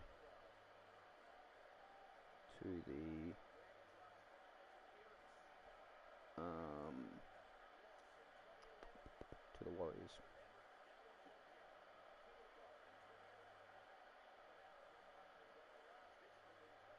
I don't know. I don't think, because I think I've kind of like taken everybody.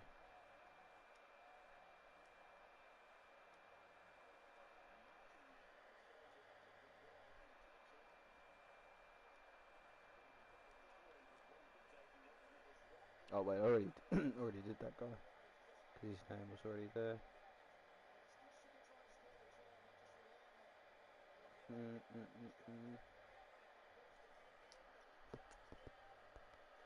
Fuck, I wish I could find maybe like a little bit more. I just wish I could see the full rosters they had in 2020, bro, so I could just add everybody. How many we got? 21. Yeah, that's not enough, bro. 21 is definitely not enough. Who's Jerome Highs? What?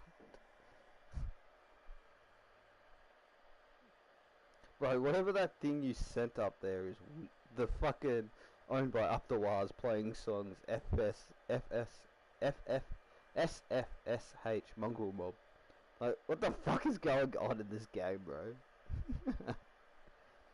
Who's Jerome Highs? Bruh.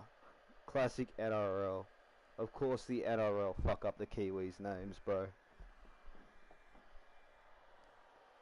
Of course they fuck up the Kiwi names.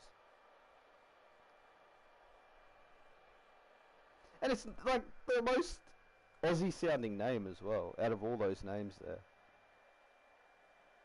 Jerome Hughes. I mean, Aaron Clark. Casey McLean also. Scott Sorensen, I mean, that's pretty Kiwi. That's pretty Aussie.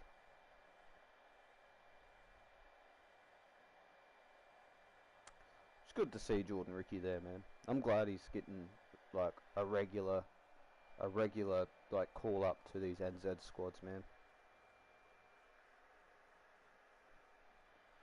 So proud of it. So not like, I'm not saying I'm proud of him like I know him. I'm just saying I'm proud of him because of you know, fucking won a spoon in 2020 and now he's playing internationals. Like, fucking shout out to him, bro.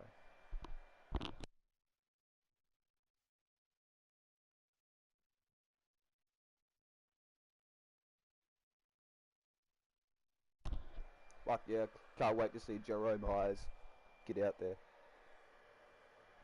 Jerome Highs, Jerome Lows, Jerome Sings, wait, Jerome Highs, Jerome Lows, Jerome Strides, Jerome Hose, Jerome Jumps, Jerome Leaps, Jerome keeps the ball in the creek, kicks the ball in the creek. Jerome Sad, Jerome Mad, Jerome going home to be a dad. I don't know. That's my slam poetry. Welcome back. Yeah, they do it all the time though, so it's nothing new. It's nothing new. There's so many, like, even just fucking up teams' names and stuff like that. Whoever's running the media shit is just, I mean, it's an easy it's an easy thing to mistake. I can't sit here and say I've never made those mistakes. There's your freestyle skills. My freestyle is slam poetry. Slam poetry. A tree. Or pour me a tea. Because I need a tea. Tea is also short for tea bag. Tea bag goes in cup. What does cup stand for? C stands for come. U stands for up. P stands for pole. Come up pole. Pole goes back to North Pole. And where does the North Pole sit? On a globe. And what's a globe look like? A circle. And what shape is a cup? A circle. There you go. Slam poetry. Slam pole a trigger. I pull a fucking trigger. Now I have reportedly rejected the expansion bid for the Western Bears. Ain't no way.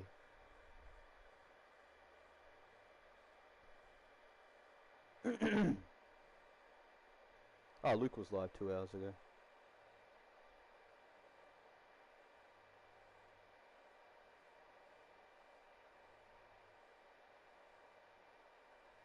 I'm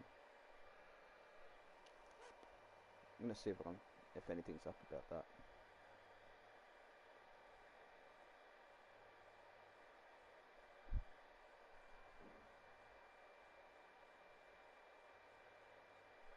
How long ago was that article that you read, or how long ago was that post that you saw about that, K-Dog?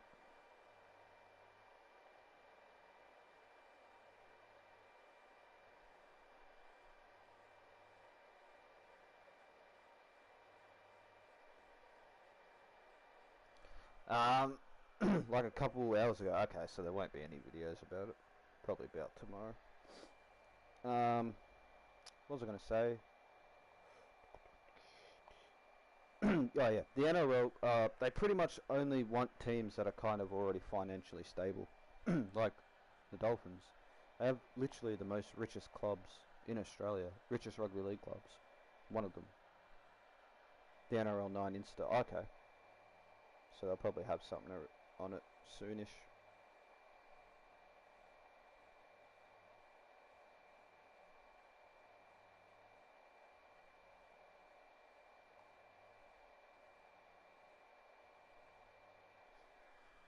Alright, sorry about that.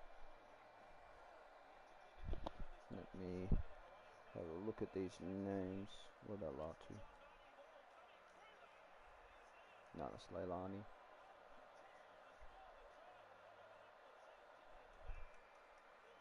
Should be a PNG team or a second NZ team.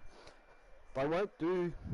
They won't expand outside of Australia just yet because they don't have any pathways, or they don't have clear pathways. That's the only reason. And I mean, the NRL can invest like what, fucking 300 million dollars in new stadiums, but they can't throw $100 million in a center excellence or something. I don't know how much. Not 100 million, like, 10, 5, however. I don't know how much buildings cost to make. Obviously, you know what I mean.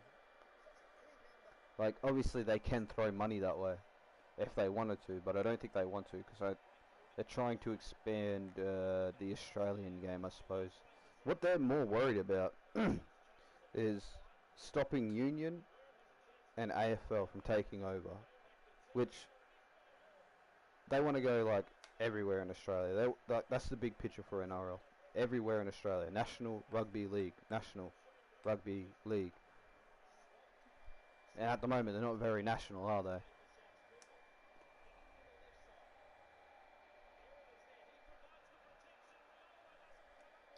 But yeah, I don't think we'll get a NZ um, or a what are they called? PNG. As much as rugby league fans want a PNG team or a second NZ team, we won't get it for 20 years, I reckon. 20, 15 years. 15, 20 years. The next will be, I reckon, another ACT team maybe. Or maybe they'll go up to like, Cairns or something. They probably won't, but like this is where they would probably go before anywhere else, you know what I mean? Like, I suppose what they could do, like, it'd probably piss a lot of fans off to merge clubs now, but like, I feel like there's too many Sydney teams. There's just way too many Sydney teams, bro. It's just way too many Sydney teams. And I mean, you're hardly pulling fans into Sydney. Like, Rabbitohs and that playing at fucking ANZ Stadium or whatever it's called now. Yeah, you got South Sydney, you got Sydney Rabbitohs, you got the Bulldogs, you got the Panthers. They're basically in Sydney.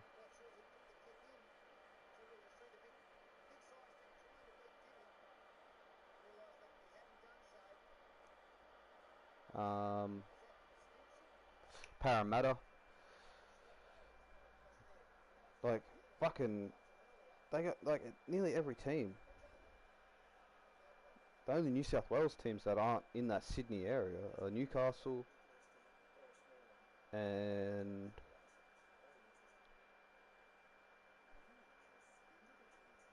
I'm trying to think who else. Because Campbelltown's in Sydney. Like don't quote me on that. I'm not too sure about the geographical locations of states and stuff because I don't really give a fuck about any of that, to be honest. But yeah, they got heaps of teams there, man. Makes no sense. So like, here's what I'm thinking, right? If there is 6 teams that are in Sydney, then they'd probably want to go 6 teams that are like around Brisbane, maybe. You know what I mean? Like Brisbane's a big area. So I think what they're thinking is the amount of money that Magic Round pulls. What if they had that like nearly every round? You know what I mean? Like say, I don't know, all the different fucking territories and shit, suburbs in Brisbane, but you know, say there was, you know, you got Redcliffe, you got you know, obviously the Brisbane Broncos, then you got trying to think of, yeah, I don't know. I don't know fucking, I don't know suburbs. I'll give you a suburb. Like we'll go to the Brisbane competition, the Brisbane Rugby League competition.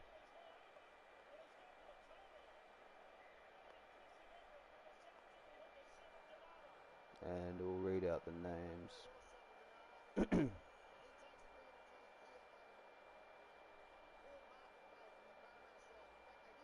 Rugby League, Brisbane fixtures and results.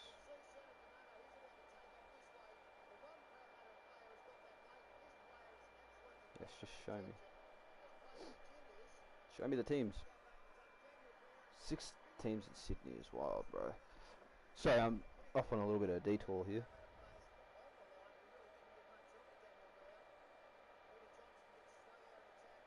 So round 1 was the valleys. So they could go wherever valleys are from, you know, the such and such valleys. They'd probably have to change their names, maybe. Probably like Crusaders or some shit, because that looks like a Crusader. Brighton Premier A grade. Wynnum Juniors. So I guess Brighton Roosters. Wests. I guess they're called the West Panthers. Because they have a panther logo, I'm assuming. I don't know, but that's probably what they want, I reckon. Again, it's all about money. I reckon we'll get another Brisbane team. Because, I mean, it makes sense if you think about it. If they want to grow the game here. But I think there's 9. That's actually wild. Like, if we're talking about me specifically, I want another NZ club. I don't care, bro. I want another NZ club.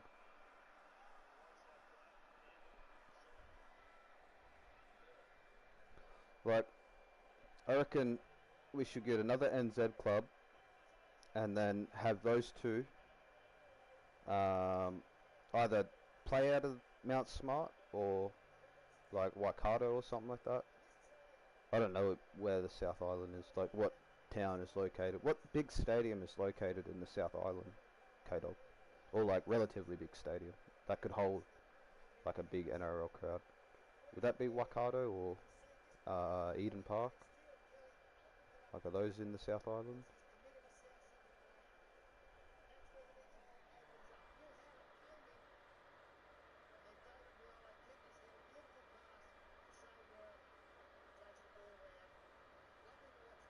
we're going to look at the 2022 New South Wales Cup team for the Warriors, just because I've got all the players that I could from Apollo Project Stadium, or Forsyth.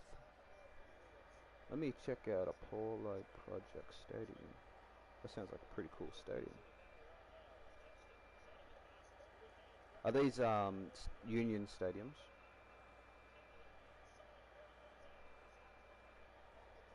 Or like stadiums that were built for Union?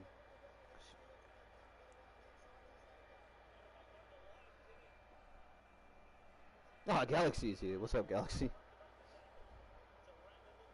Oh wow, that's a beautiful looking stadium. Fuck, that's a chill stadium, man. That's a mad stadium. Fuck, that's actually a pretty sick looking stadium. I'm not gonna lie, that's pretty nice. Christchurch is getting a new stadium, okay. Uploading vids before bed, nice. Let's go, early napper.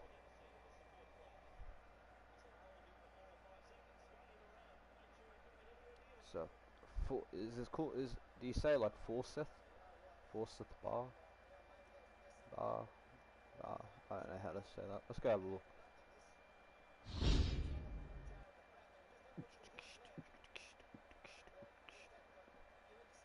Let's go have a look at this real quick. That's fair. Forsyth. Oh, yep. Oh, shit, is it? Is this stadium in NZ? What? I literally thought this was like a fucking English stadium for some reason. Just because it's like indoors. That's a cool looking stadium, bro. Wouldn't be great for rugby league. Unless the roofs open up, right?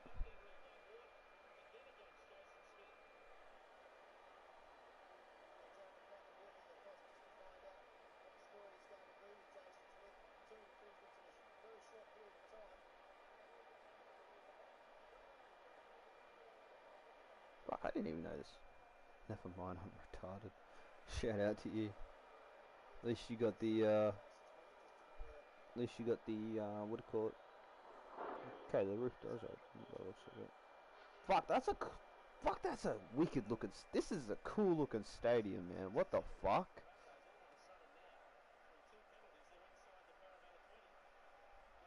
McLean Park. What's, McLean Park? Allegiant Stadium. Yeah, this is a sick stadium, right? This is fucking dope, bro. So this is a literal NZ stadium. This is actually mad. What the fuck, bro? Oh, it's a stadium in Napier. Okay. Played at McLean Park last year. Okay, well, I don't really remember shit like little stuff like that. So obviously, I probably should have known that, but oh my god, the bloody lineup's got reset. Why? Lineup's got reset, and I'm playing, and the thing got reset there. Instead of being grey, it's red again. God, I hate this game. Had heaps of streakers and pitch invaders. Shout out. So many pitch invaders. What round was this? Let me have a look. I don't remember this.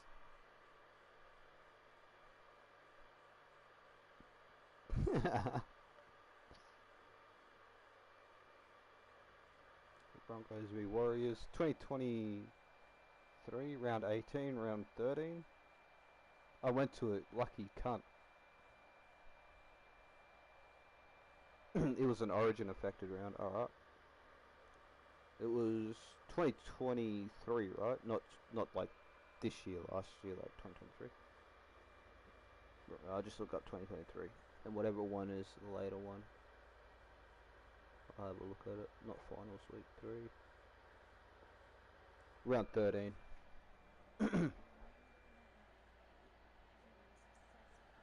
Yeah, I was just about to say. As soon as I saw the Indigenous... Oh, whoa. Okay, maybe I do remember this game.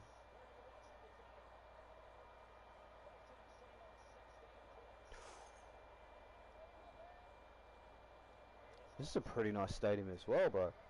I didn't know NZ was built like this with their stadiums, man. They got some fucking wicked looking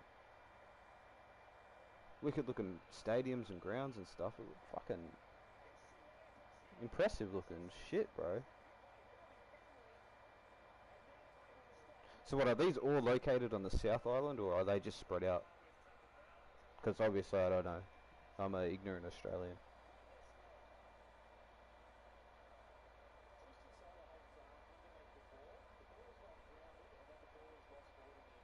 What was that, what was, what was that South Island side? It was like called the Kaipei? No, it's like, I don't know, it was like a bird. I'll look up NZ, NRL, expansion.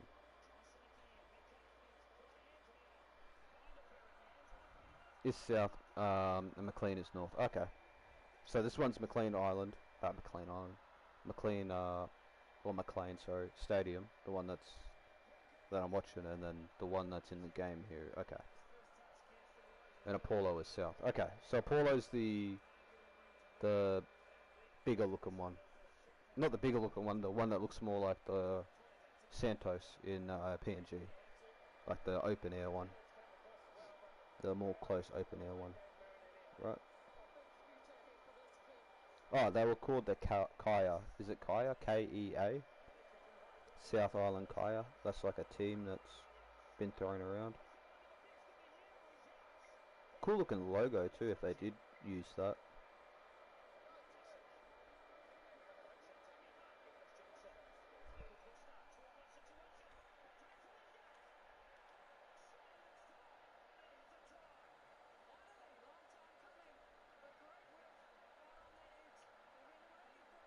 It's 5 years. Fuck, bro. Sky Stadium. Fuck me dead. You cunts have got a fair bit of stadium. I didn't know you had hella stadiums like that. Like, you know, stadiums that are like this. You know, big infrastructures.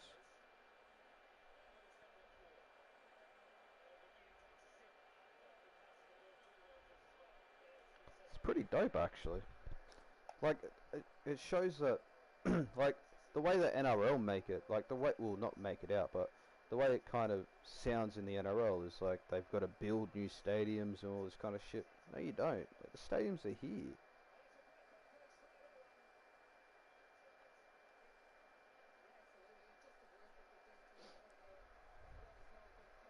Yeah, I think I played at Sky Stadium.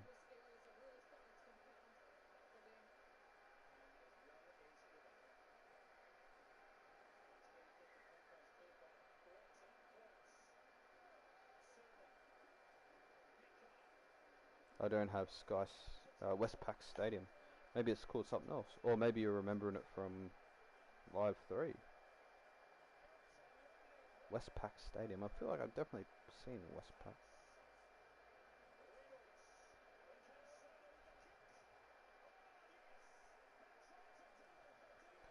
Maybe it's only in the World Cup edition. Sound off. Who's got the World Cup edition? I don't.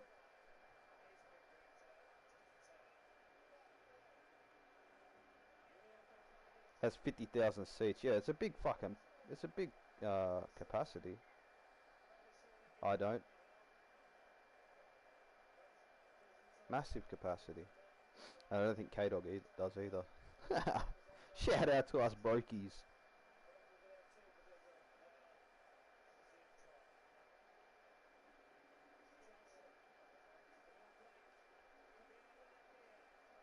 Pretty nice looking intercept.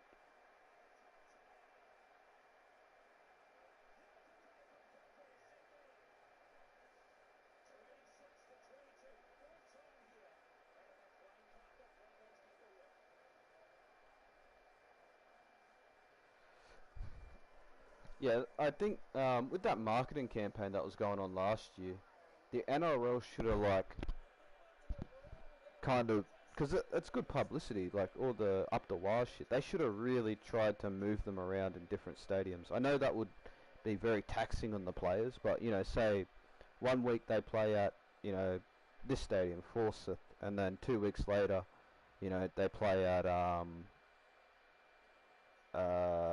what do you call it? What's one of the other ones? Eden Park, and then you know maybe 3 or 4 weeks later they play at, you know, wherever else, just to promote New Zealand Warriors in New Zealand a little bit more, and show the brand of footy they were playing last year, because they were playing some real mad footy last year. They were playing some crazy good footy. Yarrow's in the game. Like, you know, it could have opened up so many opportunities. That way you could, I don't know, like, imagine, like, some little hoary kid, because some little hoary kid, he could, you know, it probably could be a union, you know, little union weirdo. And I don't know, he went to, what was the one that was called, what was the one in Christchurch again? Anyways, they play a game at the Christchurch Stadium, right? He sees that. He's like, nah, that's it for me. I want to play league. And just imagine how many kids they could inspire. That's it, Paulo Project. That's even a mad name, bro. Yeah, bro. Catch you later. Appreciate you popping in.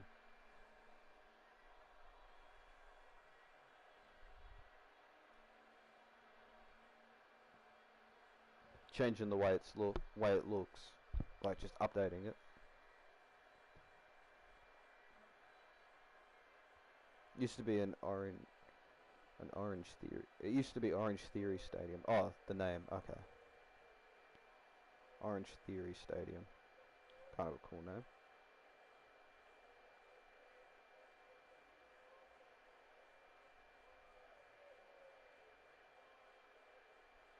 It would be dope to have another NZ team. I mainly want it for more, you know, NZ supporters, just so they could, you know, there can be, you guys can have a little bit of what we have over here, you know, with like next door neighbor kind of rivalry. You know what I mean? Fuck, that'd be good for the game, bro. That'd be so good for the game. Just two rugby league teams, uh, two NZ rugby league teams. You know, you start off with two, promote it that way, build up the infrastructure around them slowly, like, you know, pathways and stuff like that, because obviously you need pathways for players to play. But even if they, you know, gave scholarships out to, I know it's probably not what you want to hear, but like some Australian kids, some Tongan kids and stuff like that, give them scholarships over there. Maybe kids that aren't getting scholarships for any NRL teams at the moment here, so when they do bring around the next expansion, just give them the scholarships there. You know, give them, like, you can give them scholarships, give them a house. You don't have to pick them at like 16, 17, but you could pick them at like 17, 18, 19. You know, pay for their accommodation for the year or something. They go out, get a job, do what they need to do their studies, do all that stuff, get to train. Just for that first kind of like foundation, you know what I mean? That first foundation of players for this new team. You know, if you build up a team like the you know, like, what's his name, for instance, fucking what are they called? The Dolphins. Like, Dolphins were you know, perfect example. It's a perfect example in a way of, you know, that's what the NRL want. They want a team that's already set up, that they don't have to do any work with it. So I guess that's why the West Coast Bears, or whatever they were called, West Side Bears or whatever, were rejected, because I don't think it's an actual team and they'd have to do a lot of work there. So building that now, Well, then when it comes around to expansion time, you've already got that there.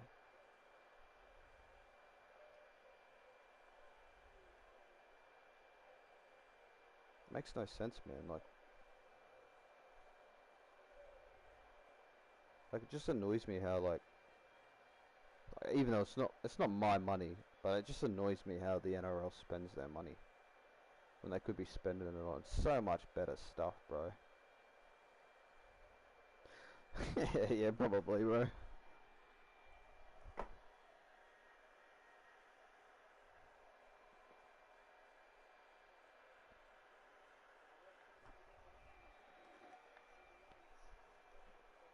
You know, like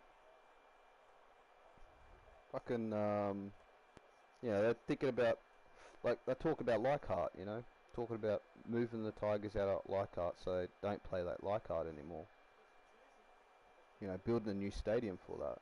Why build a new stadium when you could put half the cost in renovating the Leichhardt ground? Put some new bathrooms, new changing rooms, all that shit in there. Put a gym in there. That way the boys could train there, have the gym there and all that kind of stuff. Put, whatever you want in there, bar, whatever the fuck.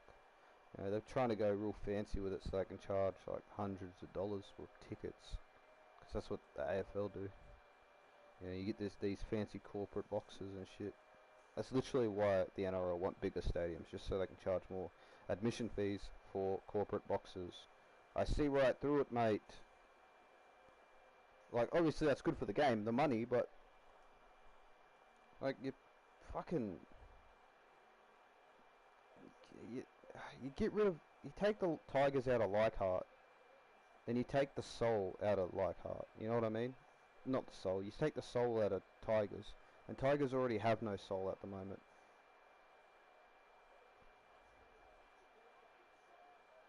That's like, demolishing Brookvale and never having Manly play at Brookvale ever again.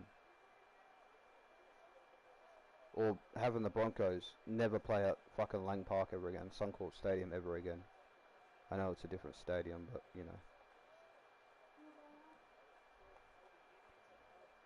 Like, there's so much history there, like... Yeah, they play at Campbelltown as well. Campbelltown's a good... I like Campbelltown. But they can't go back and forth between them, because obviously, the West and the Balmain side. The thing that fucking pisses me off about the Tigers is the stories I hear about ex-players, ex-Balmain players, not even getting, like, invited to anything to do with the club. It's like they don't have any involvement. It's like they don't want to know about that history. They only want to know about the West Tigers history. Oh, are they? Let's go. That should be mad. They play like shit at Campbelltown. Yeah, maybe it's just because they fucking what do you call it? They're just a shit team. They're just a shit team. They get booed at. Like, that's what I like about Tigers fans. They'll fucking boo their own team, bro. They'll let them know. Like, getting rid of Madge was the worst thing for that team, I reckon.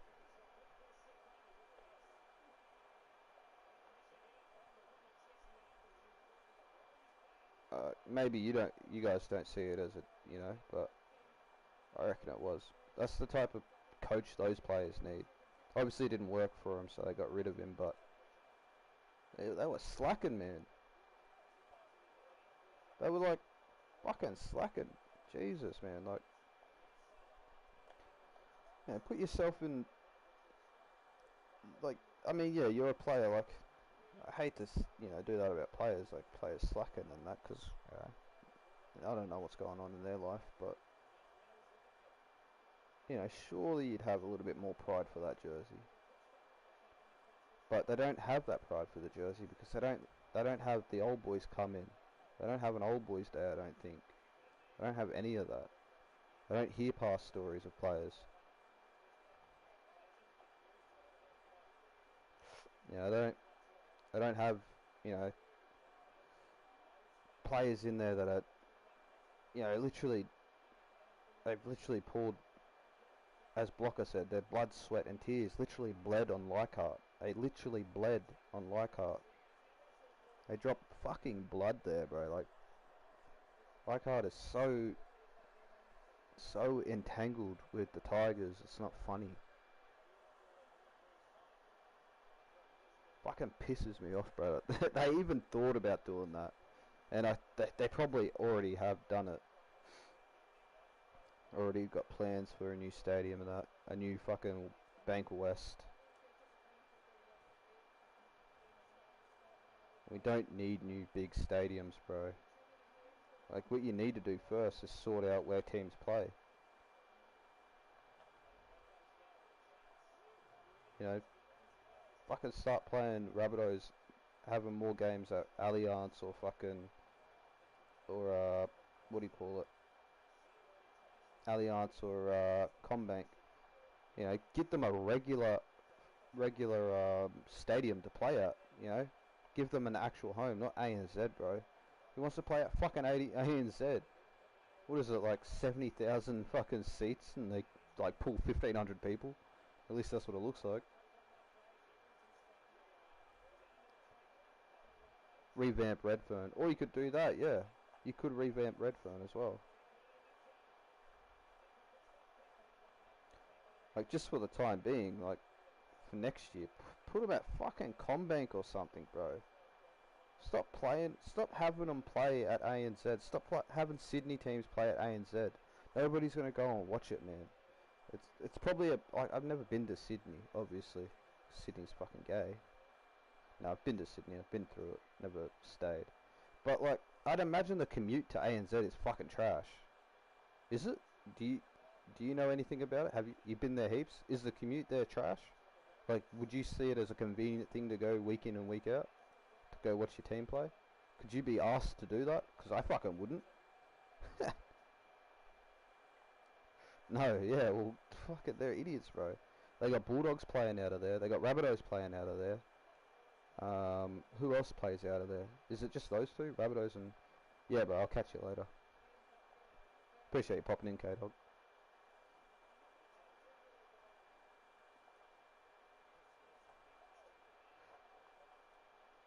Yeah, you could... I'm not doing a Jake. Yeah, staying up all night. Eels used to before, when they demolished Parramatta Stadium and then made Combank. I love that old Parramatta Stadium, man. Such a classic looking stadium. Like, I love those looking, like, those old, no, not old, but like, you know, like semi-old, yeah, Pertac, that's what it was called, Pertac. You know, that old, modern-ish look of those stadiums. You know, like Penrith at the moment, I love the way Penrith Park looks at the moment. I love the way, you know, old Pertac looked. I think that looked pretty fucking nice. I love the way that Brookie looks. You know, just those style of stadiums. I love the smaller capacities, but the bigger atmosphere. Like I'm not really a fan of massive stadiums. Like, obviously for big games, but I don't know.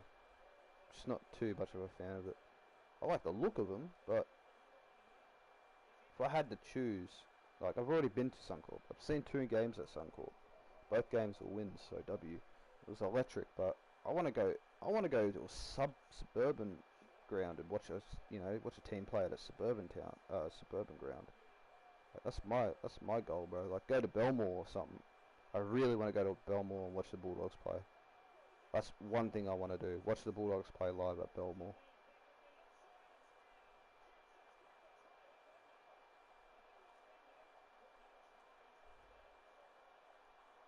Absolutely love Belmore, man. Such a beautiful stadium. Well, beautiful ground. I mean, it's a little bit rough, but it's beautiful. It's got charm, man. It's got history. It's got everything. Had Shefford. Shefford.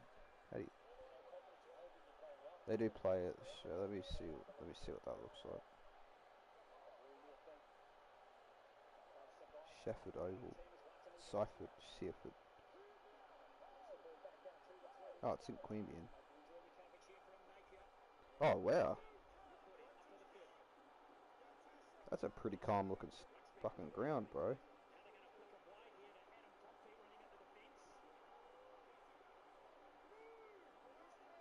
Actually, okay, so they play trial games here. Pretty beautiful looking little ground, actually. I like that.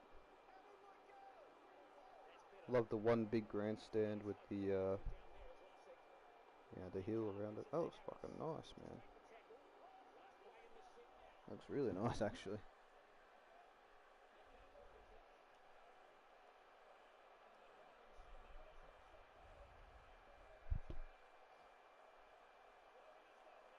Bah.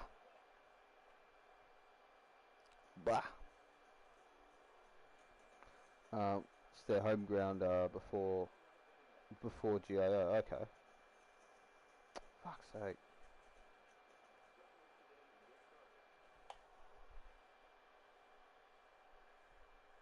Oh shit, I'm getting beaten. I didn't even realise.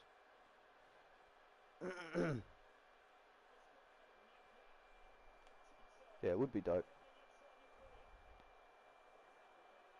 I'm not sure how they like I wonder if there's like a certain I don't know, like requirement or something for NRL clubs to have, you know, such and such amount of games here and such amount of games there. I wonder if, you know, if your home is, you know, here, you have to play here for your home or something. You can only have 1 or 2 games somewhere else if it's your home. Like, I wonder if that's like a requirement kind of thing. Not a requirement, but a limit is what I'm trying to say.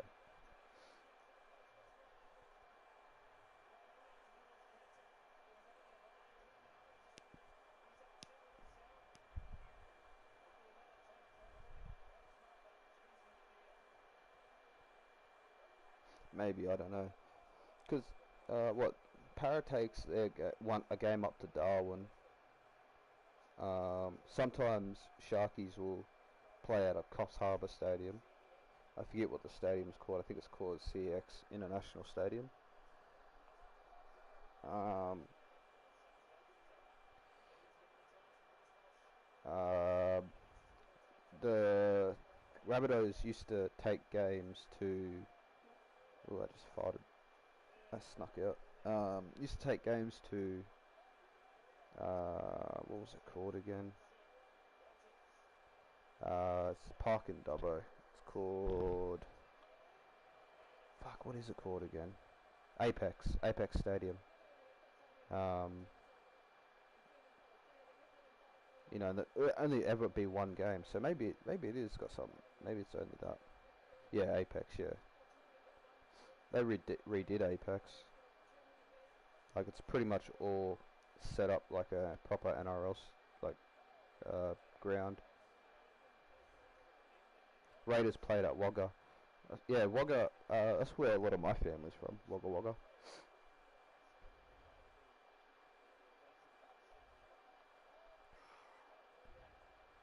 Manly played at Mudgee. Yeah.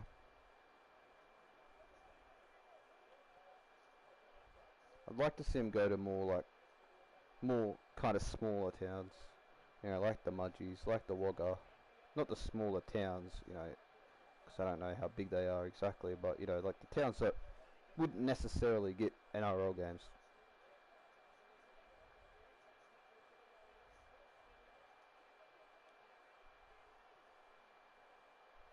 You know, if the Broncos took a game to Cairns or something, you know,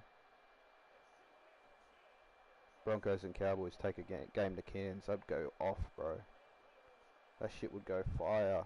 It'd be hot as hell, so they'd probably have to play it maybe like in the afternoon-ish. Or at night time, they could just play it at night time, obviously, but it doesn't necessarily have to be Cairns, but you know, that's just something I'm throwing out. Take a Parramatta and Bulldogs game to, I don't know, somewhere like even Dubbo. Because Dubbo's got a lot of Bulldogs, Dubbo's got a lot of Parramatta fans. Bro, when I was at my cousin's house, in 2021, the Bulldogs, the yeah, or Tamworth as well. I used to live in Tamworth. Shout out Tamworth. kind of a place. What was I going to say? Oh yeah, when it was the Para and Penrith grand final, well that whole final series, the house behind my cousins, they were all Para supporters, bro, and I'd go out the back to have a cigarette, and I'd just sit there and watch them because the fence was relatively low, and they'd have all their Parramatta balloons up, Parramatta streamers, Parramatta flags. They'd be all watching it outside, like underneath a canopy kind of thing. Got the TV on outside, you know what I mean? All having a drink, all through the final series, bro. It was so good to see. My cousin's diehard Bulldogs fan. He's like, "Geez, I can't wait for that to be the doggies." I'm like, "You'll get there, cuz, don't worry." There's so many Bulldogs and Parramatta supporters in that town. It's not funny. They take one there, it'll blow up, bro. It'll be fucking hectic. Bunnies had a home game up there, Barlow Park. At Barlow Park, Tamworth. Malo. I'm trying to think any other teams. Like, obviously, it's hard for me to think off the top of my head. Like, scroll through the archives of my brain of exactly how many games have been played at how many parks, and it's hard for me to remember park names, and it's hard for me to remember everything. So I'm not sure. You're doing a lot of the work. You're doing a lot of the work, my friend. Barlow's in Cairns. Alright, now I know. There you go.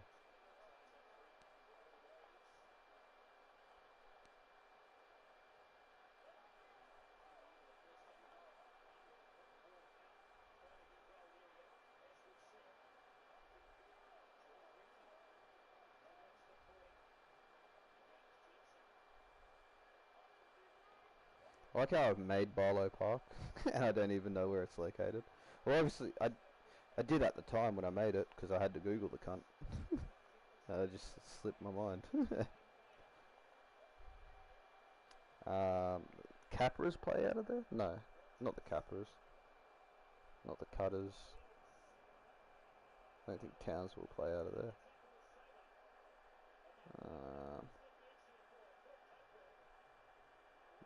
No, I don't think Norths. Could be, no.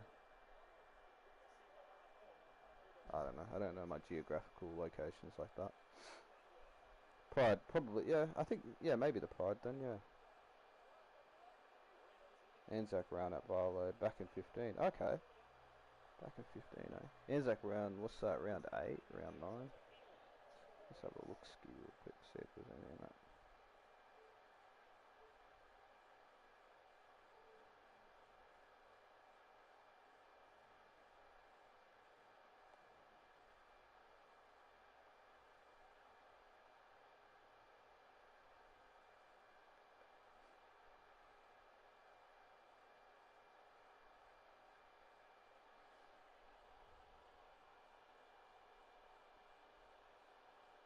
Mm -mm -mm -mm -mm.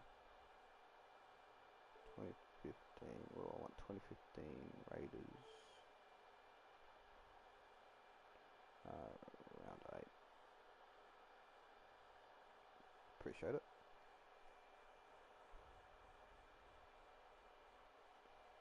Word. That's 6 years ago. It was 6 years ago, 2015? No, it wasn't. Holy fuck. God damn, I'm old as fuck, bro. It was 2018. We're in 2024. Spazzo, relax, bro.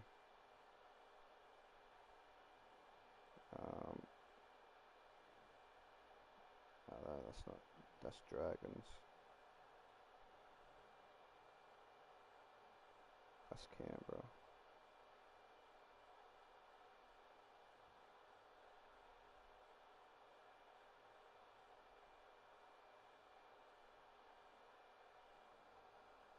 Is that it? No, that's 2012. 9 years, what the fuck? Yeah, bro, that's what I mean. Like, 2015 for me feels like 5 years ago. That's fucking strange as. Do you remember who you played?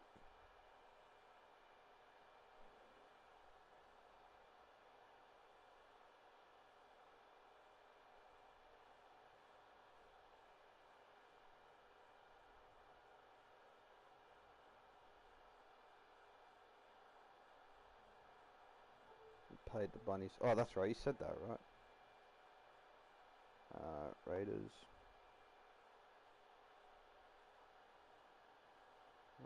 Raiders. Albany. Raiders v. Rabbitohs. Rabbitohs. 2015. Let's have a look. Just wanna have a little squeeze at it. I like how it shows refs hit by bottles after Bulldogs v Rabbitohs.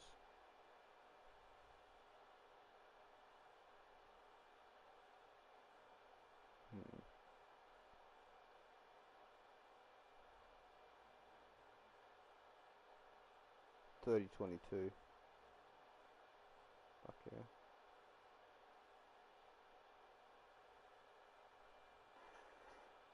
Was it pissing down rain?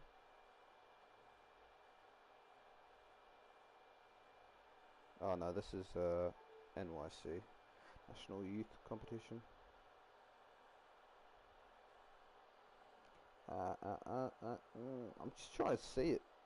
I just want to see it, man. Clear as fuck. So I'm getting like a shit ton of 2015 round whatever, 2015 round whatever, 2015 round whatever. Never getting 2015 round 8 Rabbitohs v. I literally looked up Rabbitohs v fucking Roosters v Rabbitohs. Roosters v Rabbitohs 2015. Come on. There's no other requirement. Like, what else? What other buzzword do you want me to put in?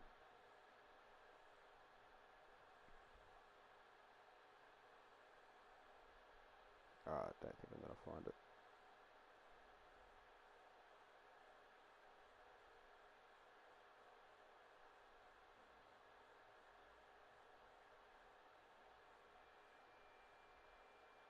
Oh, let me real quick go peep the 2015 Raiders. I'm seeing a lot of like cool looking jerseys in their fucking thumbnails of the 2015 shit. Let me have a look. Spazadaza. Give me a second. Canberra Raiders. Show me your 2015.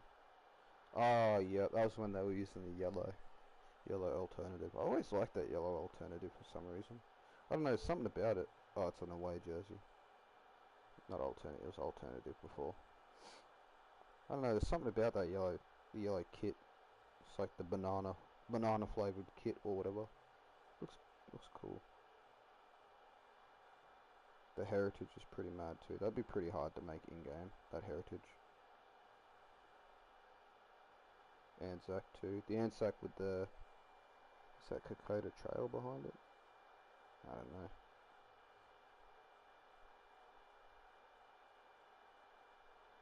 The Hulk one. And then the nines, the motorized nines. That's pretty cool actually.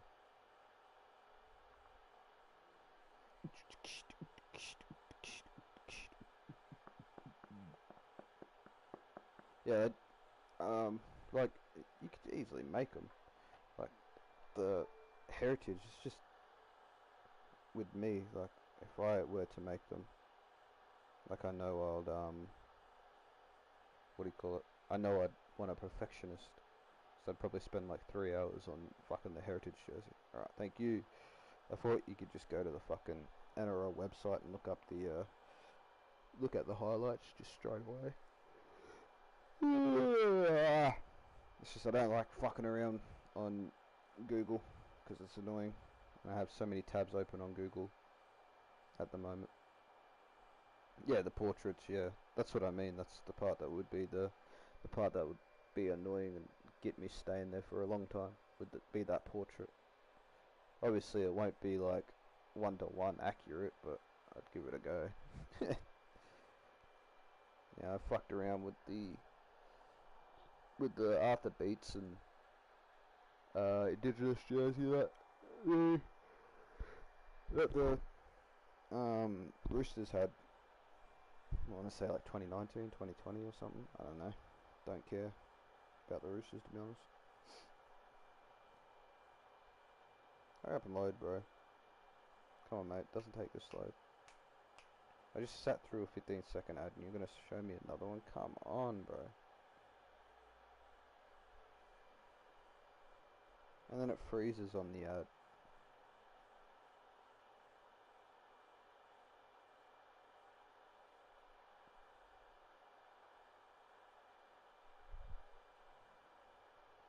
What time is it? 12:22. Oh, man.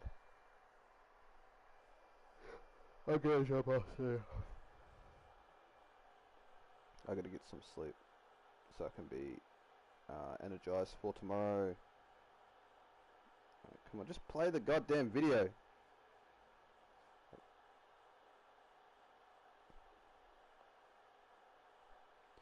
Get some energy for tomorrow so we can do some fucking stuff. I'll probably, before I jump on tomorrow, I'll probably have these done. I kind of want to fuck around with. Oh, I gotta go download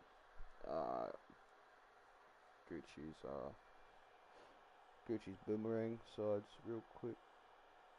These boomerang sides, so I can have a look at it. This website's not loading. Of course it loads as soon as I click the tab, so if I can close it.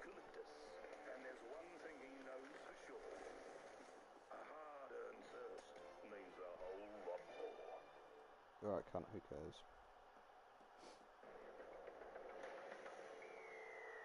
Barlow Park in Cairns hosted the NRL's final instalment in this Anzac round. The Rabbitohs and Raiders finishing the special ceremonies for our war heroes.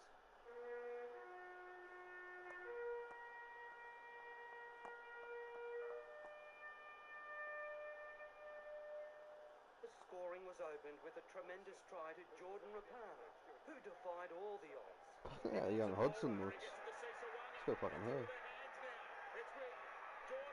How does Rapana look older? Fuck, he had some pretty explosive legs back in the day, low key. No biggies here, and Chris Graymore was put on report after Rapana took a hit. No, that's ridiculous. That is just absurd. Definitely wasn't a report. Heavy hit though. Missed out earlier. He wasn't going to be stopped next time in. Yeah, Bully fucking wore that shot. I like the way he held that up, bro. That looked mad. Chris McQueen. Then a perfectly judged kick helped extend South's lead. What a kick, bro.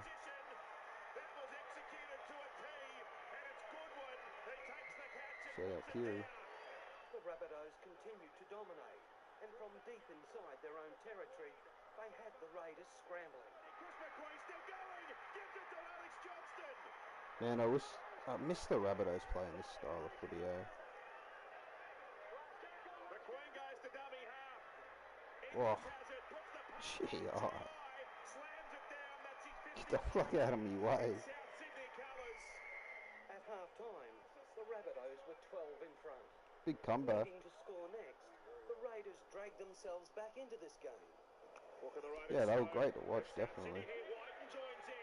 That was that match. Fuck, look at Edric Lee, man. There was more muscle to come from the Raiders.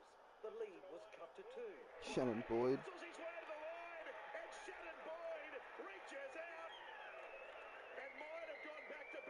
Bah, that was a mad try. Dylan Walker couldn't live up to his name. This commentator did him dirty, bro.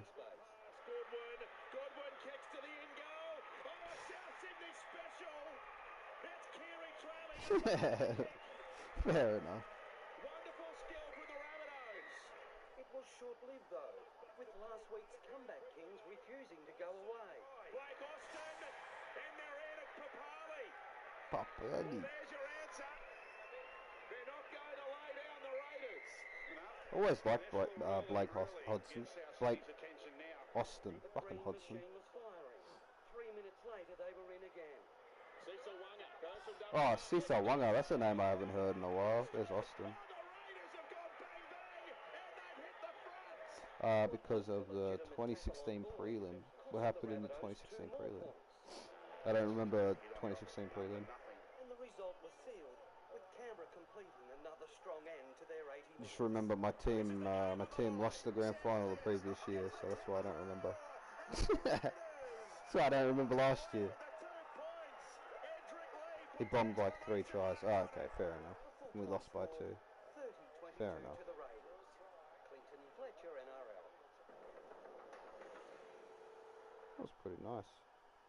I fucking love the way those Anzac jerseys look on the Raiders. They look fucking beautiful. Nice dark kind of like chalky kind of green. Look fucking. It's such a nice colour. So they're under Maury. So if this Maury spelled like, does Maury have a double E or a double R? Double O. I think it has a double O.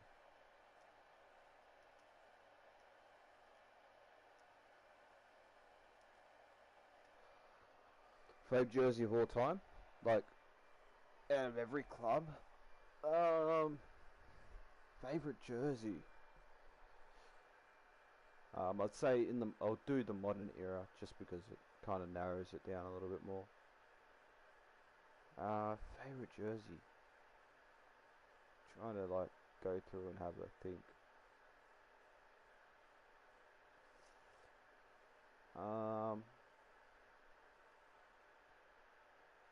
Fuck, that's a hard one, eh? Favorite jersey. I'll ask you the same question, and I'll let you think about it while I think about it. Hold on, I need to go do a piss real quick, and I'll be back.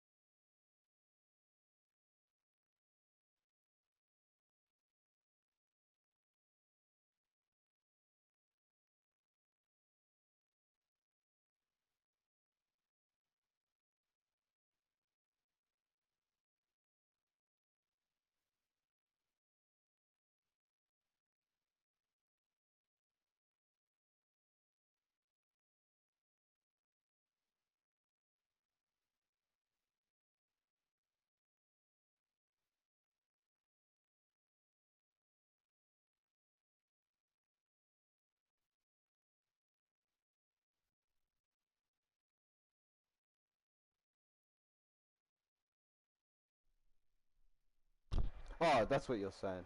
You're saying that's your fave jersey of all time. Oh, I thought you were asking me a question, sorry.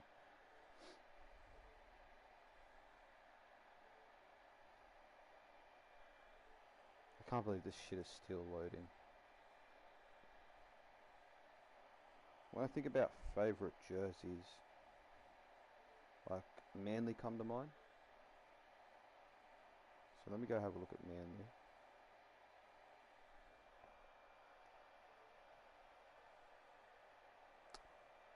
Okay, so the fan hub is being slow, which is great.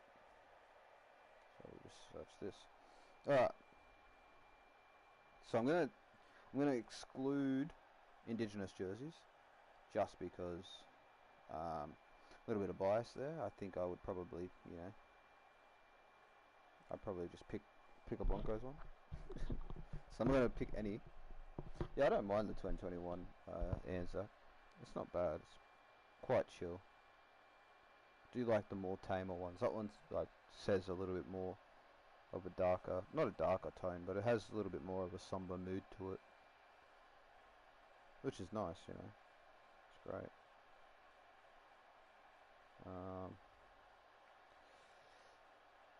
Favorite jersey.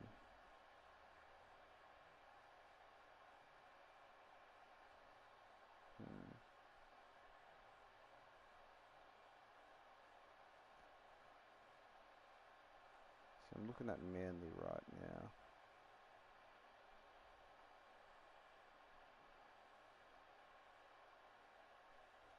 That's a cool jersey. I didn't know they had.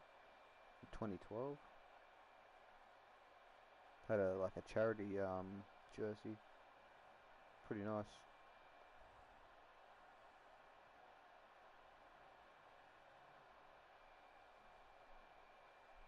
Actually, I mean, just because of how classic it is.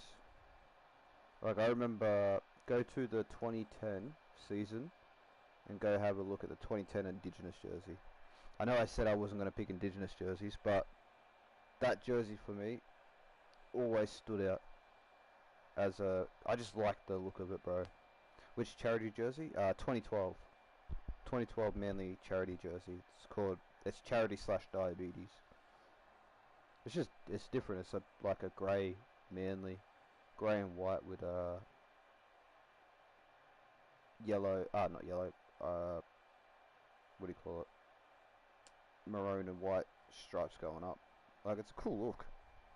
I like when teams get a little bit crazy with this. Not crazy, but they shake stuff up a little bit. But if I had to pick like a proper like my proper favorite jersey,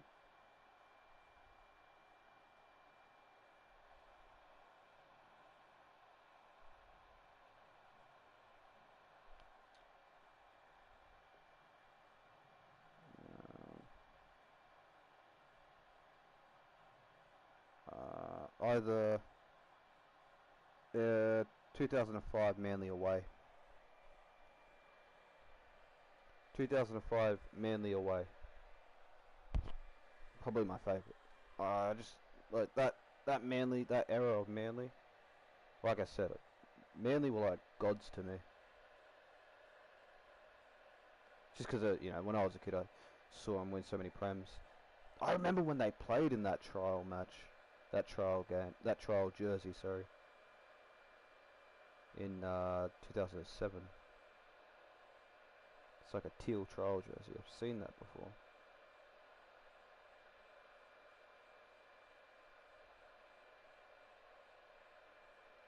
Also, I just like Manly's colour combination as well. I just think they have a great colour combination. I know I'm glazing Manly a lot right now, but I just enjoyed their kits. Enjoyed the sponsors with the kits. You know, I'm taking in account the sponsors with the kits as well, the way the sponsors look with it.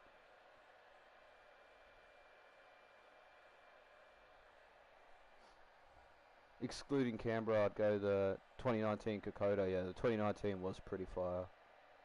The Kokoda was pretty dope. I just like maroon. I just like darker colours, really. Like, you know, you know, that's why I like a lot of Cowboys jerseys, because they got that darker blue.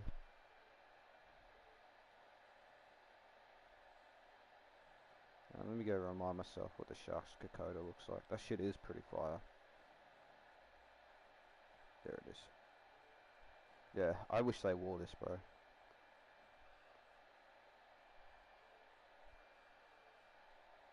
Oh wait, I looked at the wrong one. Sorry. Oh, yep, this one. I thought you were talking about the other one. The one they had in 2019, but they never wore. Oh, they've done the Kokoda a few times actually. Damn, they're all kind of sick actually. Bruh. Come on, game, just load, man.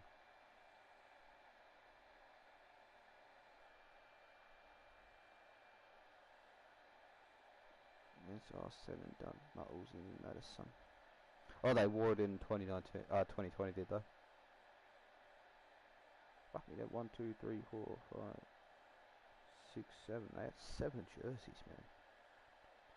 5, 6, 7. I do like the 2022 Sharks Heritage. The jersey's fucking killer.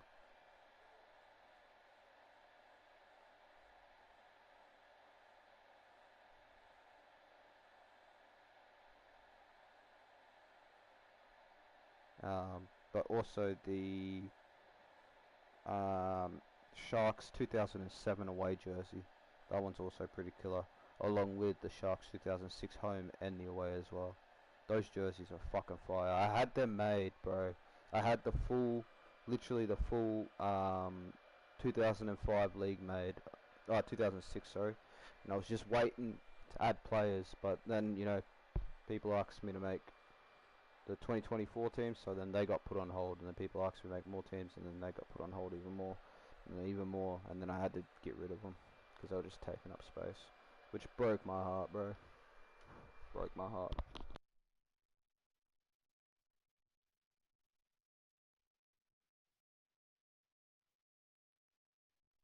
Yeah, the that 2010, you've got Nathan Gardner in it too.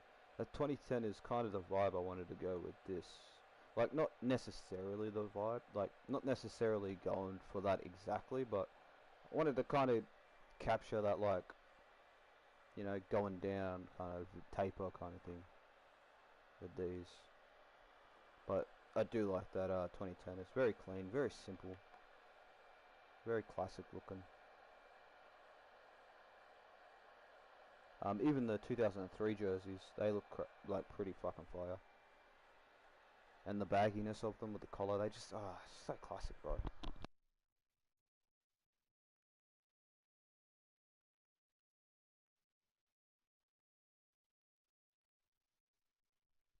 Yeah, I saw. They looked clean. Looked really clean.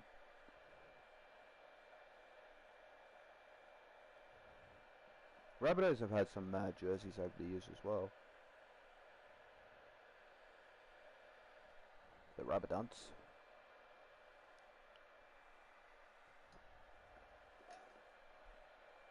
Like, oh,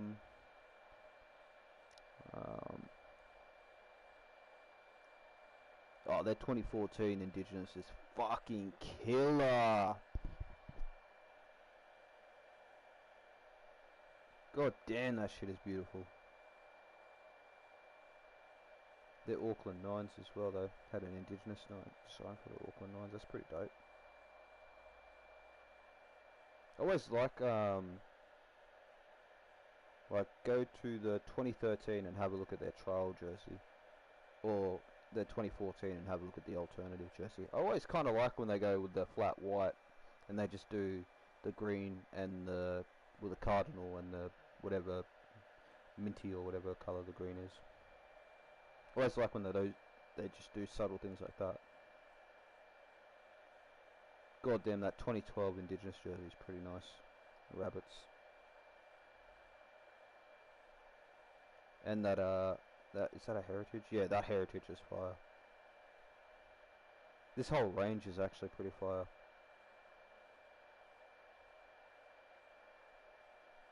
I love that deep triangle like collar on the 2012 jerseys.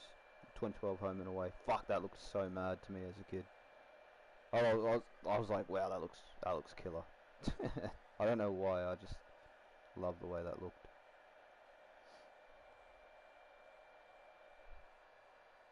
2012 Charity Shield. Where's Charity Shield? Yeah, the Charity Shield is pretty nice as well. The Charity Shield, that jersey was used as a, I don't know if it's in this one, but it was definitely used as a under 19s, under 20s I should say. The 06 away. Let me go have a look at the 06 away. Was it the full white one?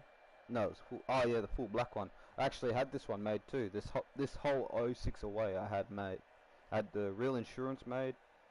The Arrive Alive, I had that made too. I didn't know Mark Minicello played for fucking Rabbitohs.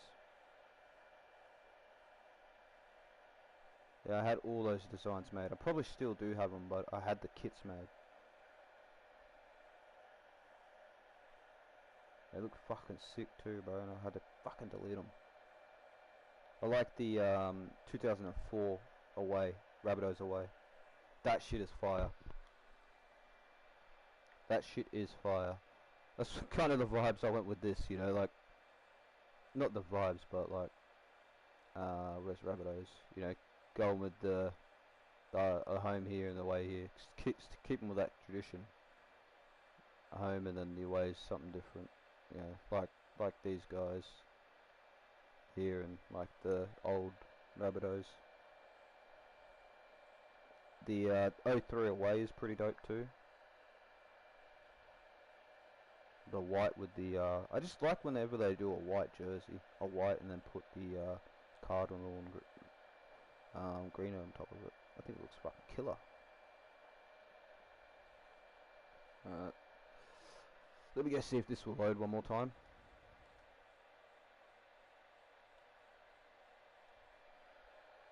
Let's have a look at another club real quick. I've already seen the Little Broncos, so it's no use of me going and refreshing my mind up on them. I know the Dragons have had some mad jerseys. I think 06 or 03 or 04. They had a mad Anzac jersey. I made that one too. Obviously got rid of it, but still, I think I still have all the logos. I'll tell you which one it is. 97 World Sevens. They had some pretty mad World Sevens. I'll go have a look at it again in a sec. Like that 2016 range for the, what do you call it, looks pretty mad. Why the? Okay, do me a favour real quick. Go to St. George, like Illawarra Dragons. Go have a look at their 2016 Nines jersey and tell me why the fuck there's a lightning bolt on it and not a fire.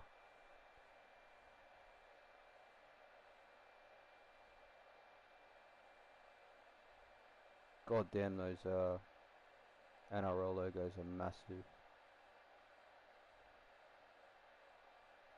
God damn, that person needs to learn how to place their logos a little bit better.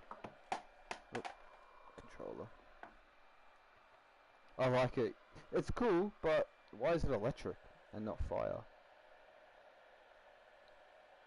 Like, it makes sense if that's for Melbourne.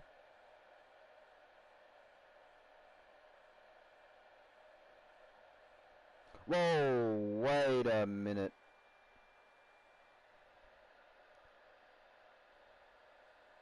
The 2014 Auckland Nines looks suspiciously similar to a 20-something Newcastle Knights Nines, and also a 20-something Cowboys Nines.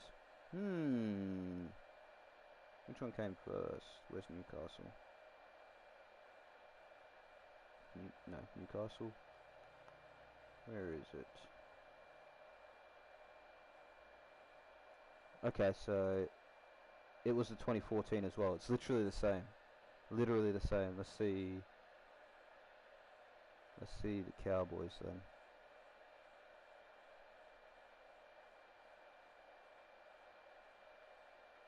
Which makes sense because they're both manufactured by ISC. And the same for Cowboys. They were sponsored by ISC at the same time, same design. That's crazy. That's crazy. Yeah, it's fucking annoying. It's really annoying. I never noticed that. When it's all said and done, my Uzi ni medicine. My Uzi weighed a ton.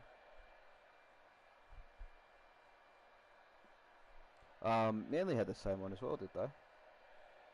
I didn't take notice of that.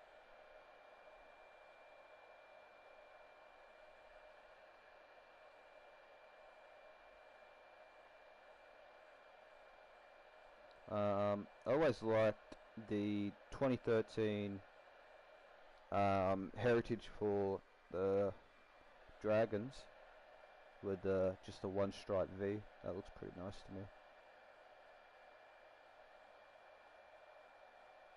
Charity Shield in the same year as well is pretty mad. Black with the red.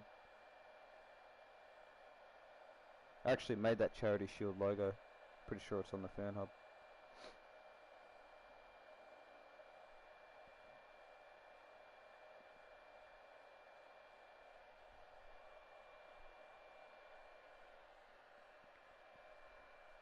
Ooh, the 2009 Charity Shield jersey is fucking sick. Go download this with the Adidas, sorry. That looks mad. I love the way the cut of the Adidas looked. The way the collar sat. I reckon that looks so fucking clean.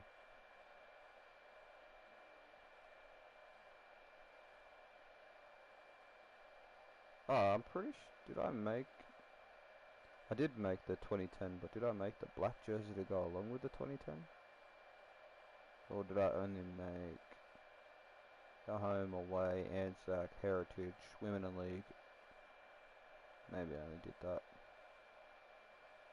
Trying to find this jersey for you. 2000 and is it the 2000? Yeah, 2005 Anzac jersey for for the St George Illawarra Dragons. Fucking fire, very fire.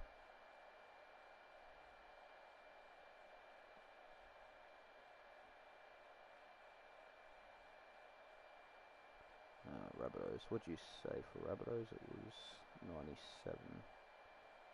South Sydney. 97 World Sevens. Oh, yep. I made that one myself as well. Made that one for my 95 teams. Don't know if I shared the 95 Rabbitohs. Probably not. But I've definitely made that.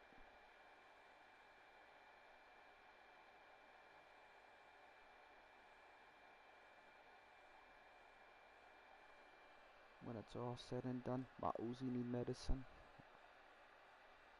Yeah, just replace all with me. Blah. Why you reckon like a war? Know that I'm a ride for you. You don't let go. Tell me go. Why you be stressing me for a time? Let's go back and have a look at Miami real quick. 20. Holy fuck! It actually is. How did I never notice that?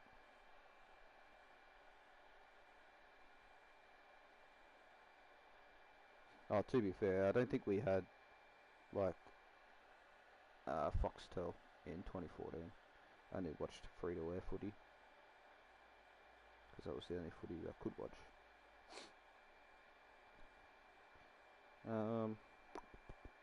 Warriors have had some mad jerseys over the years.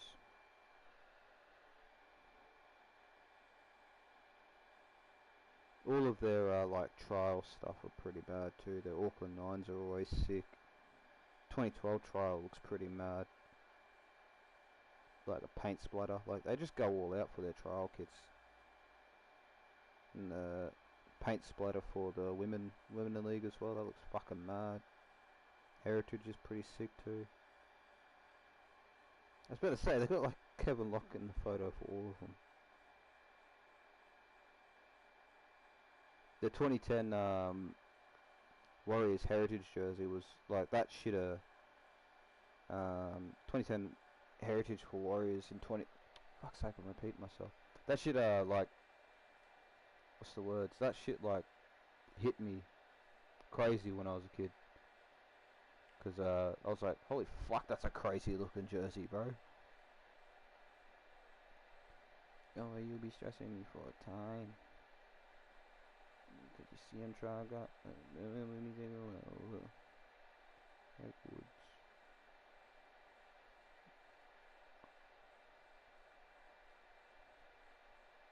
Oh, Monroe, Ty Monroe. Zach Mill, Craig McKenzie, and Farron Lamb. 2008 Heritage is pretty mad too for the Warriors, but that's also probably one of the most rare jerseys I would say.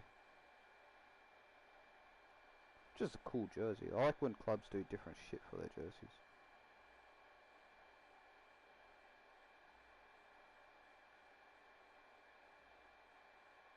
Scared to take a chance? How the fuck we gonna get rich? Wait, I'll send in the jerseys in a second. Yeah, bro, all good. When it's all said and done, my Uzi need medicine.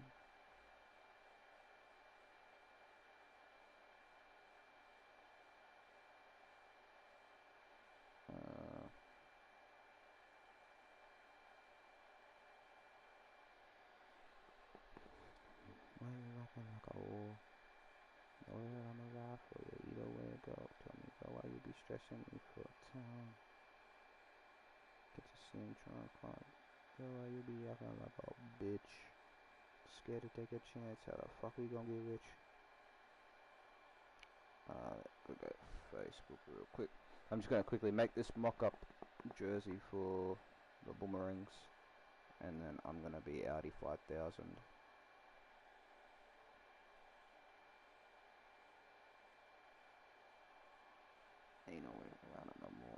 the greatest. That I sat on the throne. I am the latest. I am the greatest.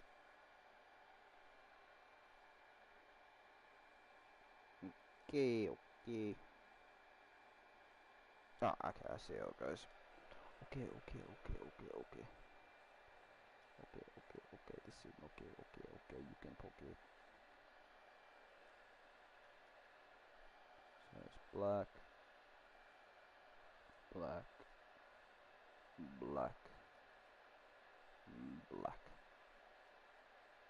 black, black, black, yellow.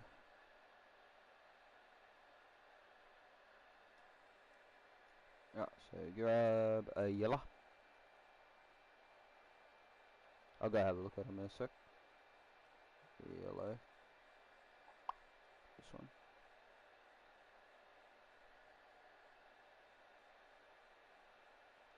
There's that there. Let's grab some black stripes. Oop. Of course I don't have any black fucking stripes that I need. It's under custom then. Cust. Could just use that actually, but I don't think it'll be the right size.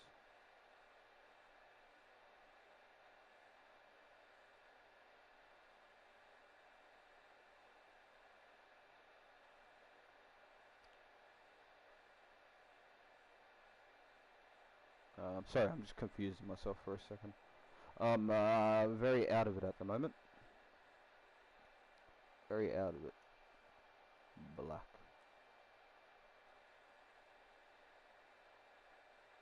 I don't want to use. Okay, fine.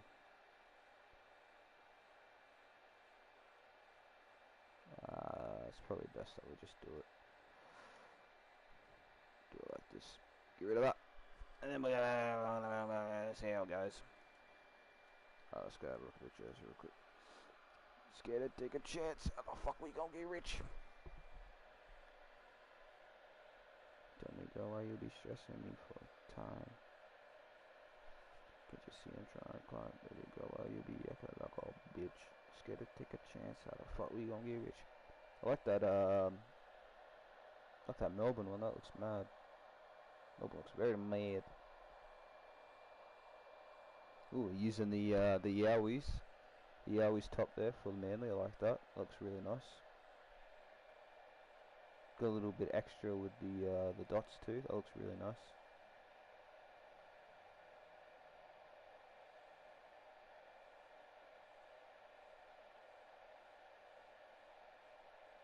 Using the Bulldog stuff for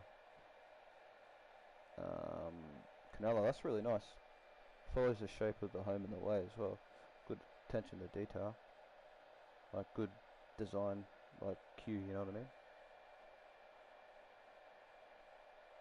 mean? Using Cronulla's home, no, Cronulla's Indigenous there. What, the 2022 Indigenous?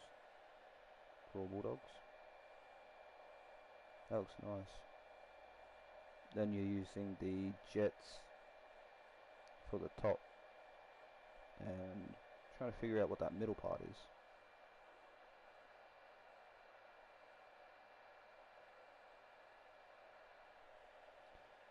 Make it like a Jaws. Okay, I can see what you're doing there now. You can actually, you do. It does give off a little bit of a Jaws vibe, doesn't it? That's quite nice. Good attention to detail. I like where your head's at.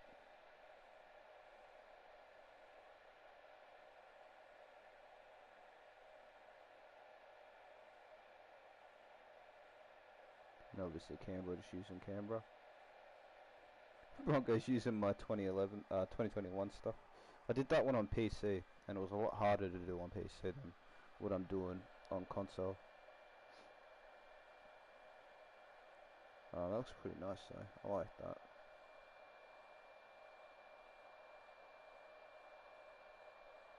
Titans looks pretty nice too. And the Warriors. Warriors is pretty nice.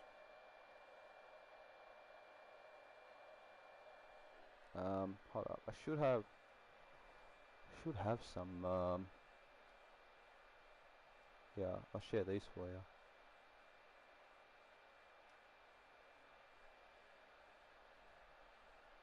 I'll share my like mouldy designs that I made specifically for the Warriors. And you can fuck around with them probably later tomorrow or something.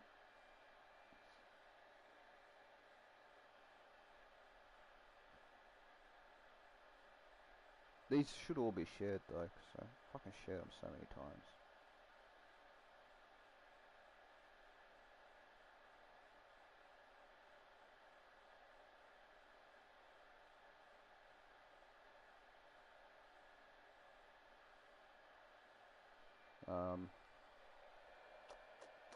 What, just gonna tell me it's shared? If it's shared, just look through Porky Pig.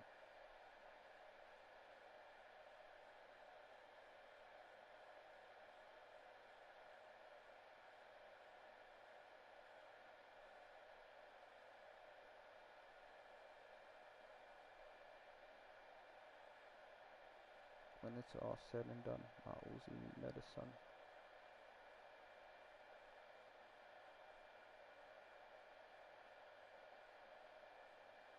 Gunta!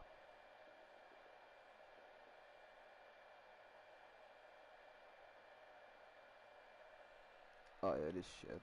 But like I'll show you. So like the way you have the Warriors now already, you could I guess we'll go here, back to my tutorial jerseys. Like, you know, doing that, well, 2010 or 2008 design, is it? Bloody download speeds. Facts, bro, it's like nothing. But, you know how you got the grey that's up the top there? You could do that, but you could do it with this, maybe. You know what I mean? Do it like that. And then maybe grab a black to cover up the parts you don't want to show.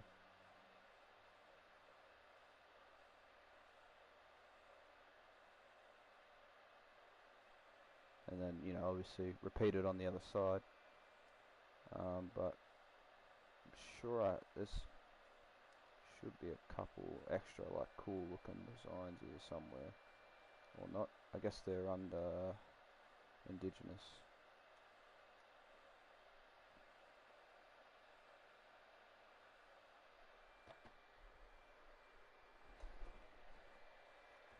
I sat on the throne, I am the latest.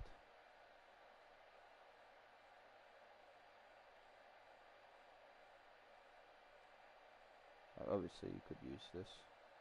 Try to make it with the moldy designs, the ones that you already have.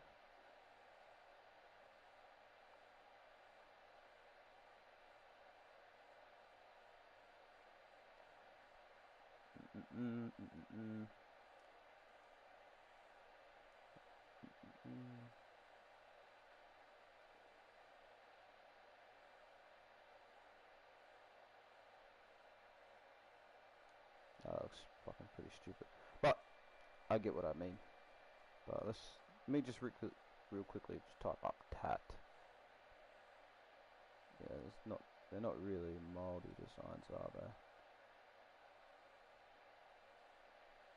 I mean, let's say hypothetically I did that, but then I did this.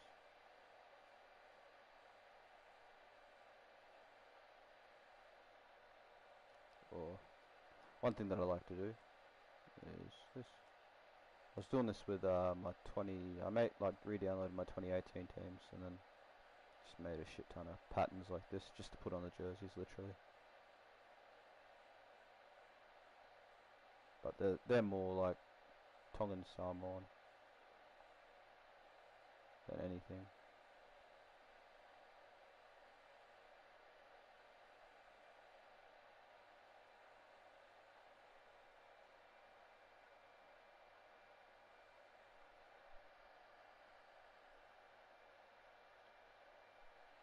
Blah.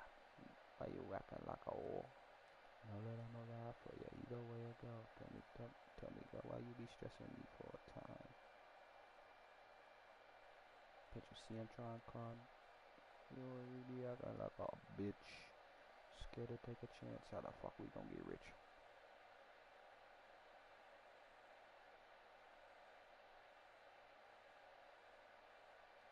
You got me fucking around with jerseys. You got me fucking around with custom shit.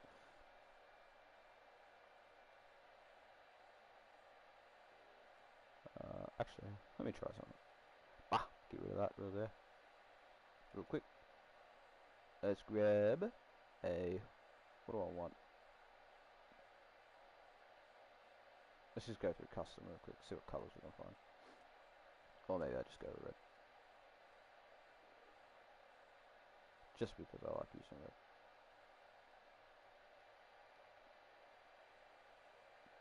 I'll have to take that away.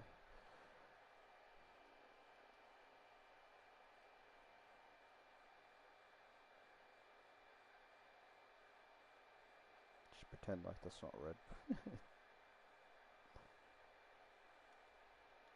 Yeah, I'm getting distracted. I gotta go quickly make this fucking team mock up.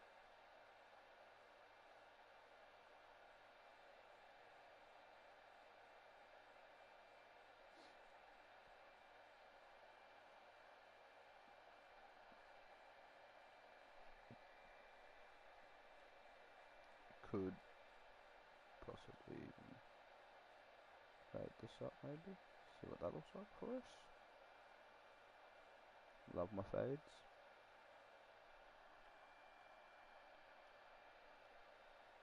And then let's just have a look to see what it looks like with this there again. Or actually, we'll go with the indigenous. So we'll throw this there. See how this looks. Probably shit.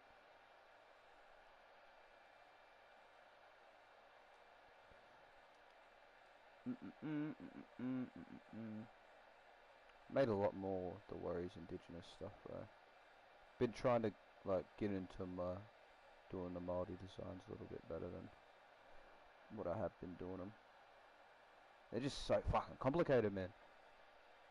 Like complicated in a way where it's like hurty your brainy. Or hurty my brainy anyways. Look around, my neighbor, white people that snatch the sound.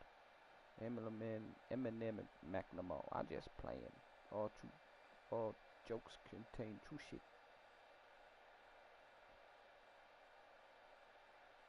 The Manly and Broncos kick clash is crazy.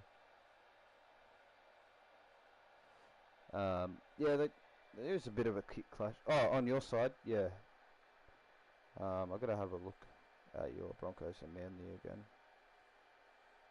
Like kick clash along with with like the home and away, or just the indigenous stuff.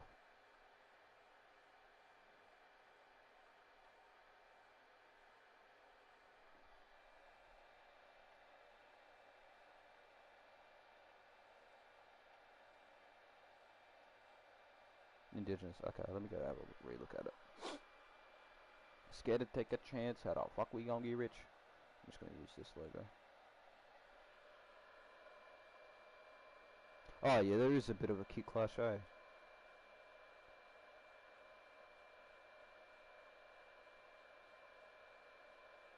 Suppose if you just change one of the shorts, I guess it wouldn't be too much of a kick clash. That is a crazy kick clash though. Could maybe work a bit of darker. Nah, actually, no. You cook. You cook. You don't need any head. You don't need any tips or nothing. You already know what you're doing. You already you already have a style of jersey. You do. I don't know why I'm sitting here trying to like coach you or whatever. You don't need coaching. You got your own style. You got your own flavor. It's good flavor. It's a good style. I like it. It's not just a hodgepodge of shit together. You know what I mean? Like a lot of custom shit I see. Just sitting on the fan hub. You know what I mean? All that shit's embarrassing. Yeah. I'm embarrassed to even see it.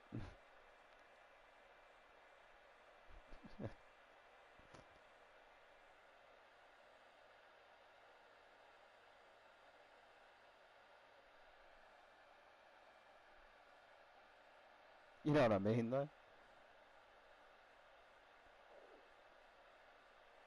Like, it's just, I don't know, like, I just don't like looking at kits and they're just fucking weird looking. Well, not weird looking, but we'll put it to the test. Let's go have a look at all the download. Let's go have a look at the most downloads or something, and we'll go see what kind of teams are in there.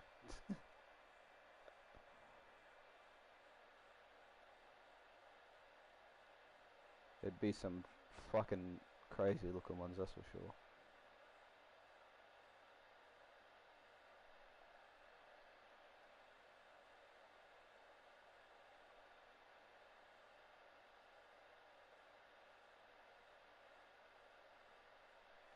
I'll do that in a sec. Let me just quickly just do this. I don't know. I might come back to this design later. No, that's not what I want. I want Woodstock. Thank you, game. Thank you, game, and thank you, brain. When it's all said and done, my Uzi need medicine. I'm just doing the Woodstock because, you know, it's the one I have right now. I'm in the 2020 mode, so I'm using 2020 shit. And I only have 2020 shit downloaded. Rip me.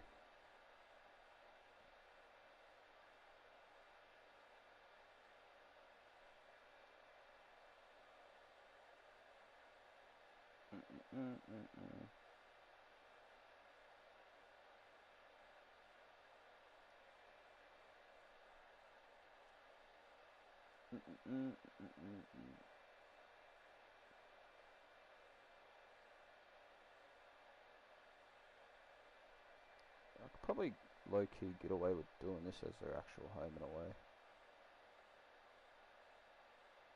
Like with my reserve. Because I'm kind of fucking with this. It's giving me a pleasurable time. We'll just say that.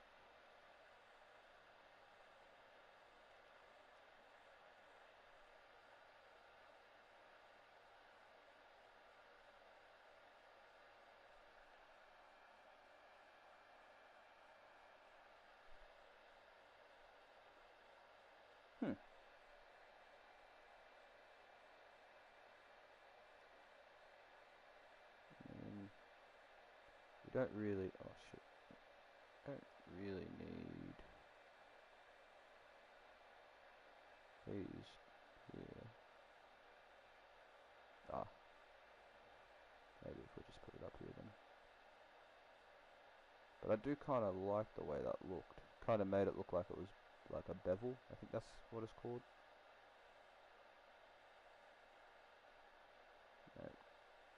Could be 3D, but it's, you know, it's just a certain part that's catching the light.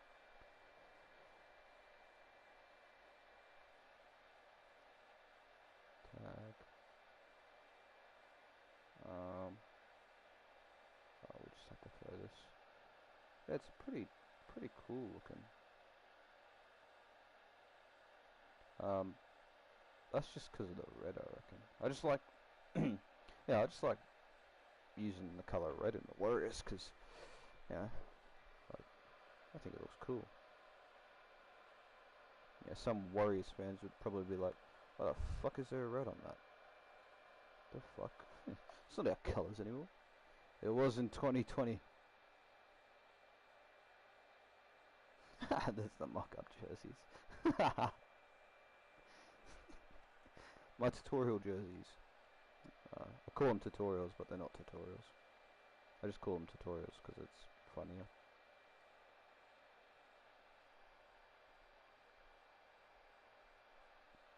That's not quite bad. I mean, then you have nothing for the back. You could probably do. We one layer left.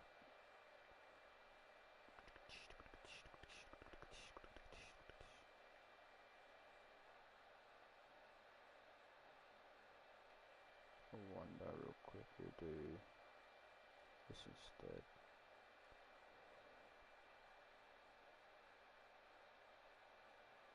We'll do this. And then I'll do,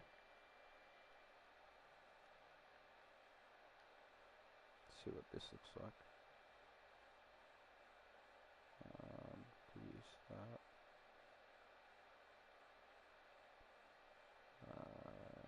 We'll see what this looks like. Just because why not?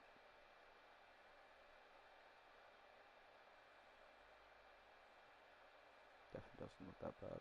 That good. Because it doesn't, can't really stretch it across. Could stretch it across this, obviously.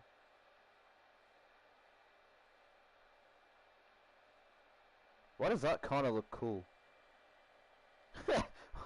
Well, it looks fucking messy as, but why does that kind of look cool?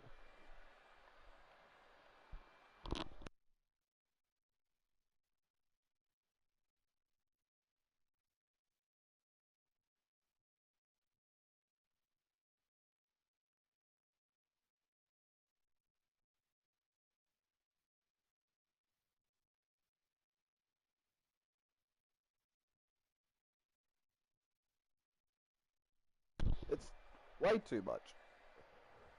So I think it's got a bit going on. It's not bad though. It's kind of cool. What was I coming here to look up? I wasn't coming to look up anything. I was coming here. No, I wasn't. I was coming here. Right. It's all said and done. Very busy.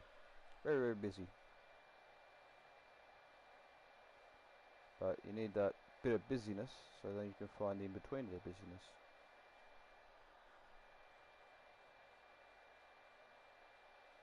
The way I would probably find in between the busyness of that would maybe be to get rid of the top or the bottom white V thing. Okay, let's see.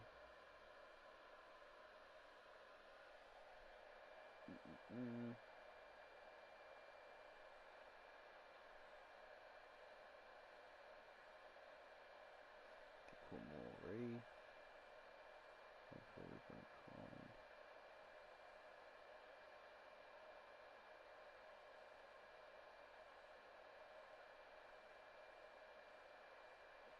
find this year's jersey.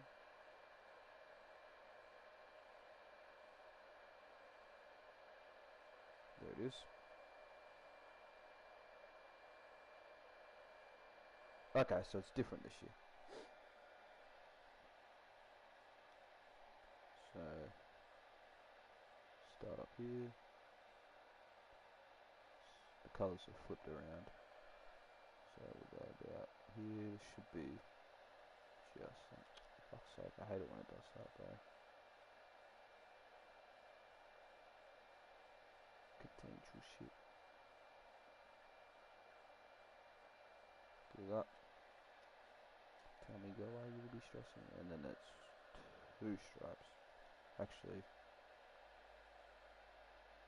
oh no, I'd probably get away with doing it like this.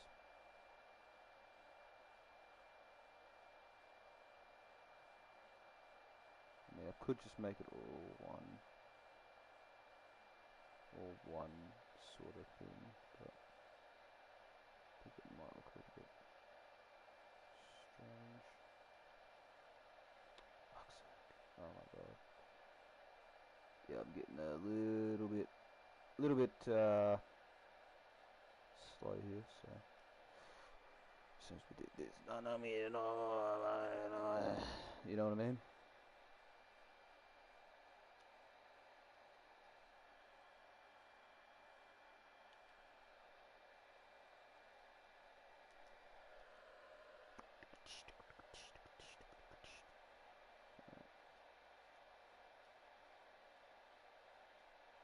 KD, nobody could with me. Blah.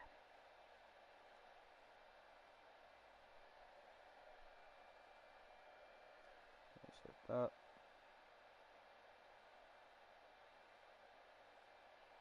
I wish this part would be fucking straight, not diagonal. The way it is. It's fine over there. So I gotta fill that part in anyways.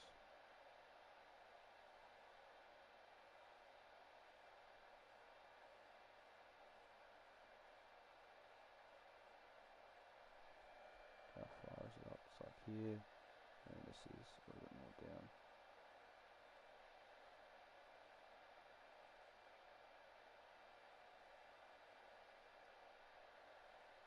And we go here.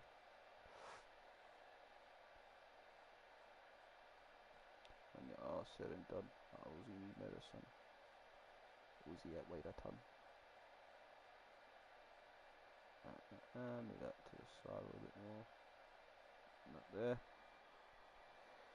And then let's add the Curry Knockout logo. There it is. I smashed that out last night. And then the Moree boomerangs.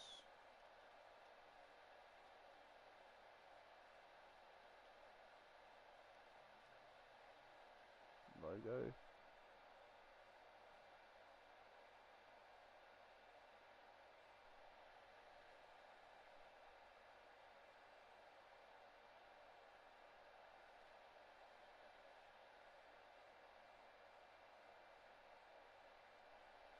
It's a little bit smaller. Spazza Dazza, copyright issues. Shut up, bro. Why you blocking my shit? YouTube? Played three minutes of music. 3 minutes of music and then you fucking block my shit. It's crazy, bro. That is crazy. Unfortunately, we don't have any of the sponsors, which sucks. So for now, this is literally all we can do. Right, let's quickly do that, and then what is it? Moree. Then.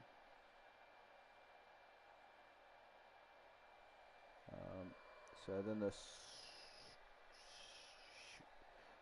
get it out, bro. The shorts design. Fucking hell. Shorts designs, which is just 4 yellow stripes.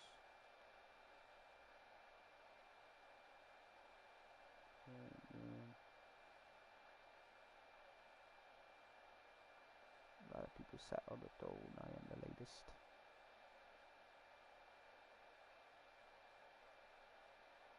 That's okay if it's not straight. Shout out Face Clan.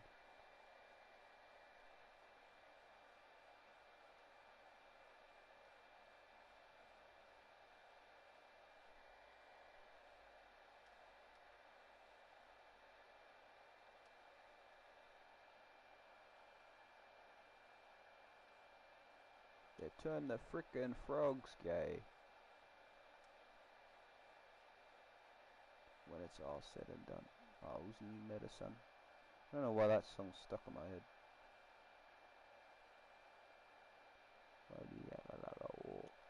Know that I'm a ride for you either way it goes. Tell me, girl, why you be stressing me for time? At least it's not Wheels on the Bus or Thomas the Tank Engine. There 2, there 4, there 6, there 8. Pulling crates, red and green and brown and blue. They're the really useful crew. Round timber shed so far away. Round the hill and down the bend. Thomas and his friends. Thomas, he's the cheeky one. Something, something, something, something, something. I think that's like that. Katie, ain't nobody gonna touch my groove, cause I'm in the mood to snap Q-bone, and your rude tone don't sound good to me.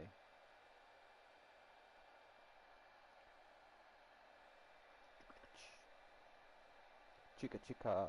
So there's one, and then there's two mock-ups so far. But I gotta go see what that sponsor is. It's like some weird name. It's like Silvidi or some, I don't know, some Ceviche or fucking some, I don't know.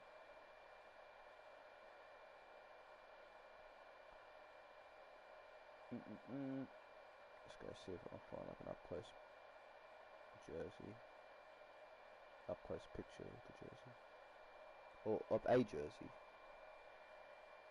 The black-tailed red-bellied warriors, they have a fucking mad looking jersey. Blacktown red-bellied warriors, mad name too. The La Perouse Panthers versus the Bunjalung.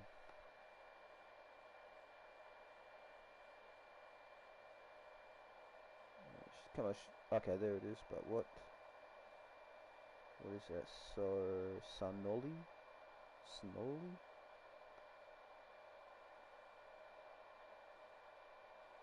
Show me a better picture. I know you got a better picture in here somewhere. Show me. There it is. Nope. What is that? Sinoli. I think it's Sinoli.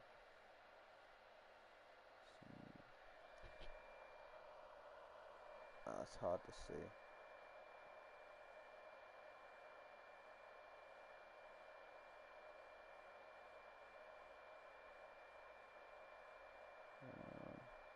See. Just having a look around for the manufacturer sponsor. The manufacturer logo, sorry.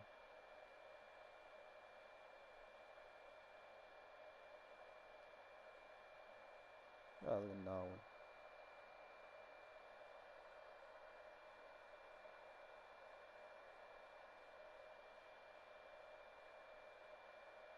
I love the Narwhal Eels kit. It looks so nice, bro. A lot of the Koori Knockout kits look mad just because of how diverse the indigenous designs are on the jerseys. They look mad. Hey, Castlereagh. Castlereagh look fucking mad. They had a mad kit this year. Or had a mad kit this year. The Canamble Yowies in the BSBC, Castlereagh All Blacks. That would basically be like their A grade side. If we're pretending, that would be their A grade side. Fuck's sake. Sinoli. I think this is it. Maybe. If it's not that. Maybe I should probably just Google it. Maybe that's probably a better idea. Fucking idiot.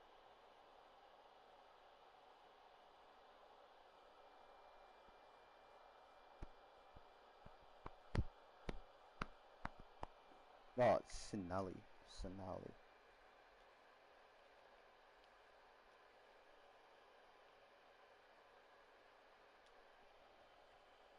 Performance gear. Insurance store with Budget Direct.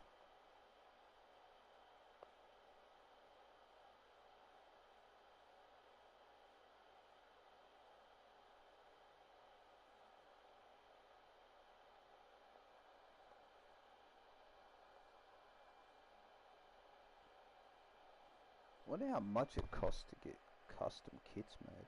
Let me have a look real quick.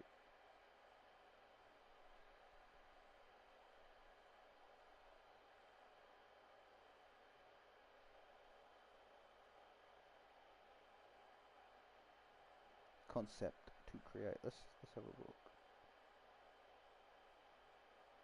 Club web. Oh, you need a PC. Need a PC, I suppose.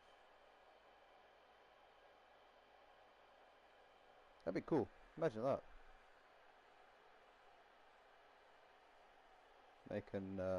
Making maybe sometime in the future, like 2-3 years in the future, if we're still doing this, if we're big enough. That's the goal. The goal is to be big enough. Make a limited amount of jerseys.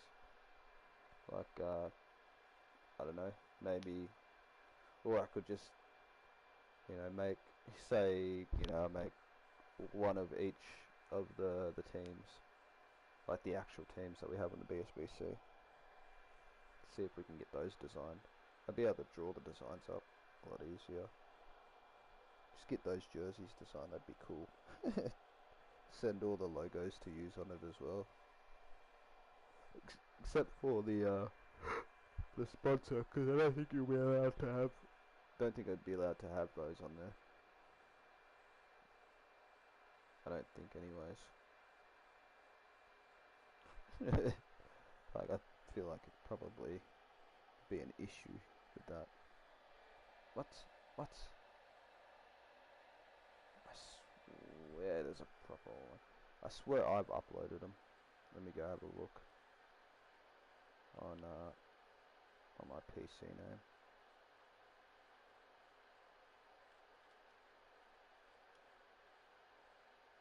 We'll sort by downloads. No, that's not it. It's not 134. It's just one. It's just that. Let me search by 75. Oh, thank you. Should be hopefully close to the top.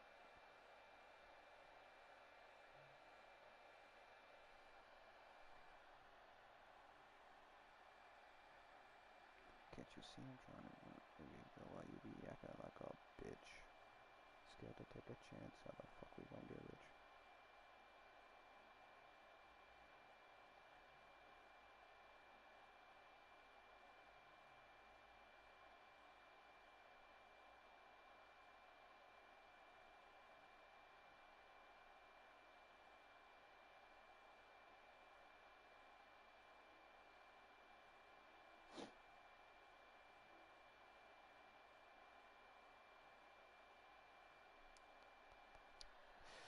Come on, game. Wait, what might help me a little bit is if I do custom, because you know it might be under custom. So when on PC and you're doing the SVG conversions, you know, you just smash in the conversion, it does it all for you, and then you just save it and exit. You know, most times I didn't name the stuff, so I just saved and exit and left. Like all this, saved, exit, left. This Broncos logo. I actually made that by hand on PC, but with the what do you call it? With the overlay on PC, where you can have an image overlaid over the logo creator. That took me 3 hours because it crashed. The game crashed. That was a fucking pain in the ass to do. Especially the lettering down there, the running writing. That was a fucking pain in the ass. So what will I keep my eyes out for?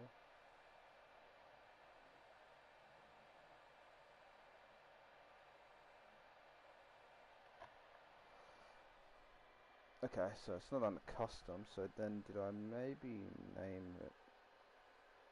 Did I maybe do it like this? Like with the O? I feel like maybe I did. Or maybe I didn't.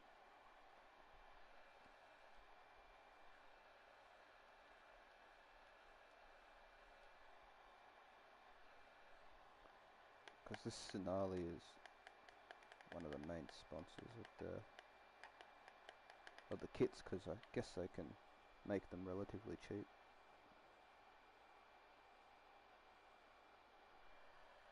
Okay. Man, I've seen it on the fan hub. That's the thing. I've seen the cunt on the fan hub.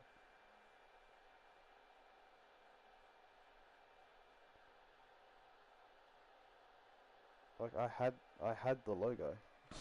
I had it. I know it's here.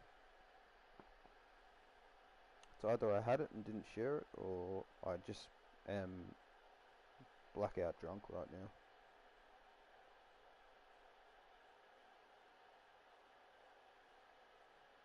You wanna get nasty? You wanna ask God taxi?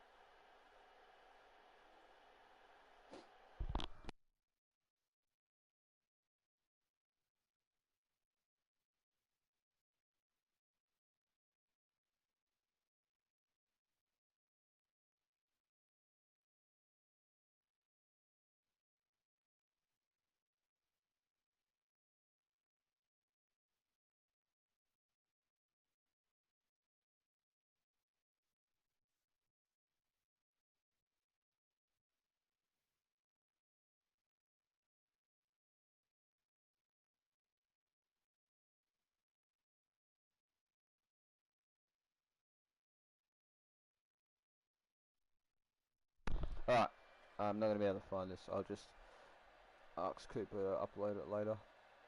Later today. But yeah, I'm going to jump off now. I'm just... fucked. I'm fucked. But these will be the next stuff we do, the Corey knockouts. So after I'm done doing this shit, like, it, again, doesn't leave me any time to play the game, which is what I want to do. I want to actually play the game. I want to make these reserve grade teams and then play the game. But Cooper asked, so I will do it. I will get it done. Take me another 600 years. Alright, yeah, I'll catch you later. Appreciate you popping in, AJ. Keep up your jerseys, bro. They look fucking killer, man. They look real killer. Appreciate you popping in as always. Appreciate the work that you're putting in. Thank you for interacting with the stream, bro. Appreciate you, and thank you for interacting in the Discord as well. I know it may seem dead sometimes, but yeah, appreciate you boys chilling in there. And keeping it cordial, you know, being respectful to one another. Appreciate that a lot. Alright, I'll catch you later. Appreciate it. I'll be back tomorrow, and tomorrow will be more energetic.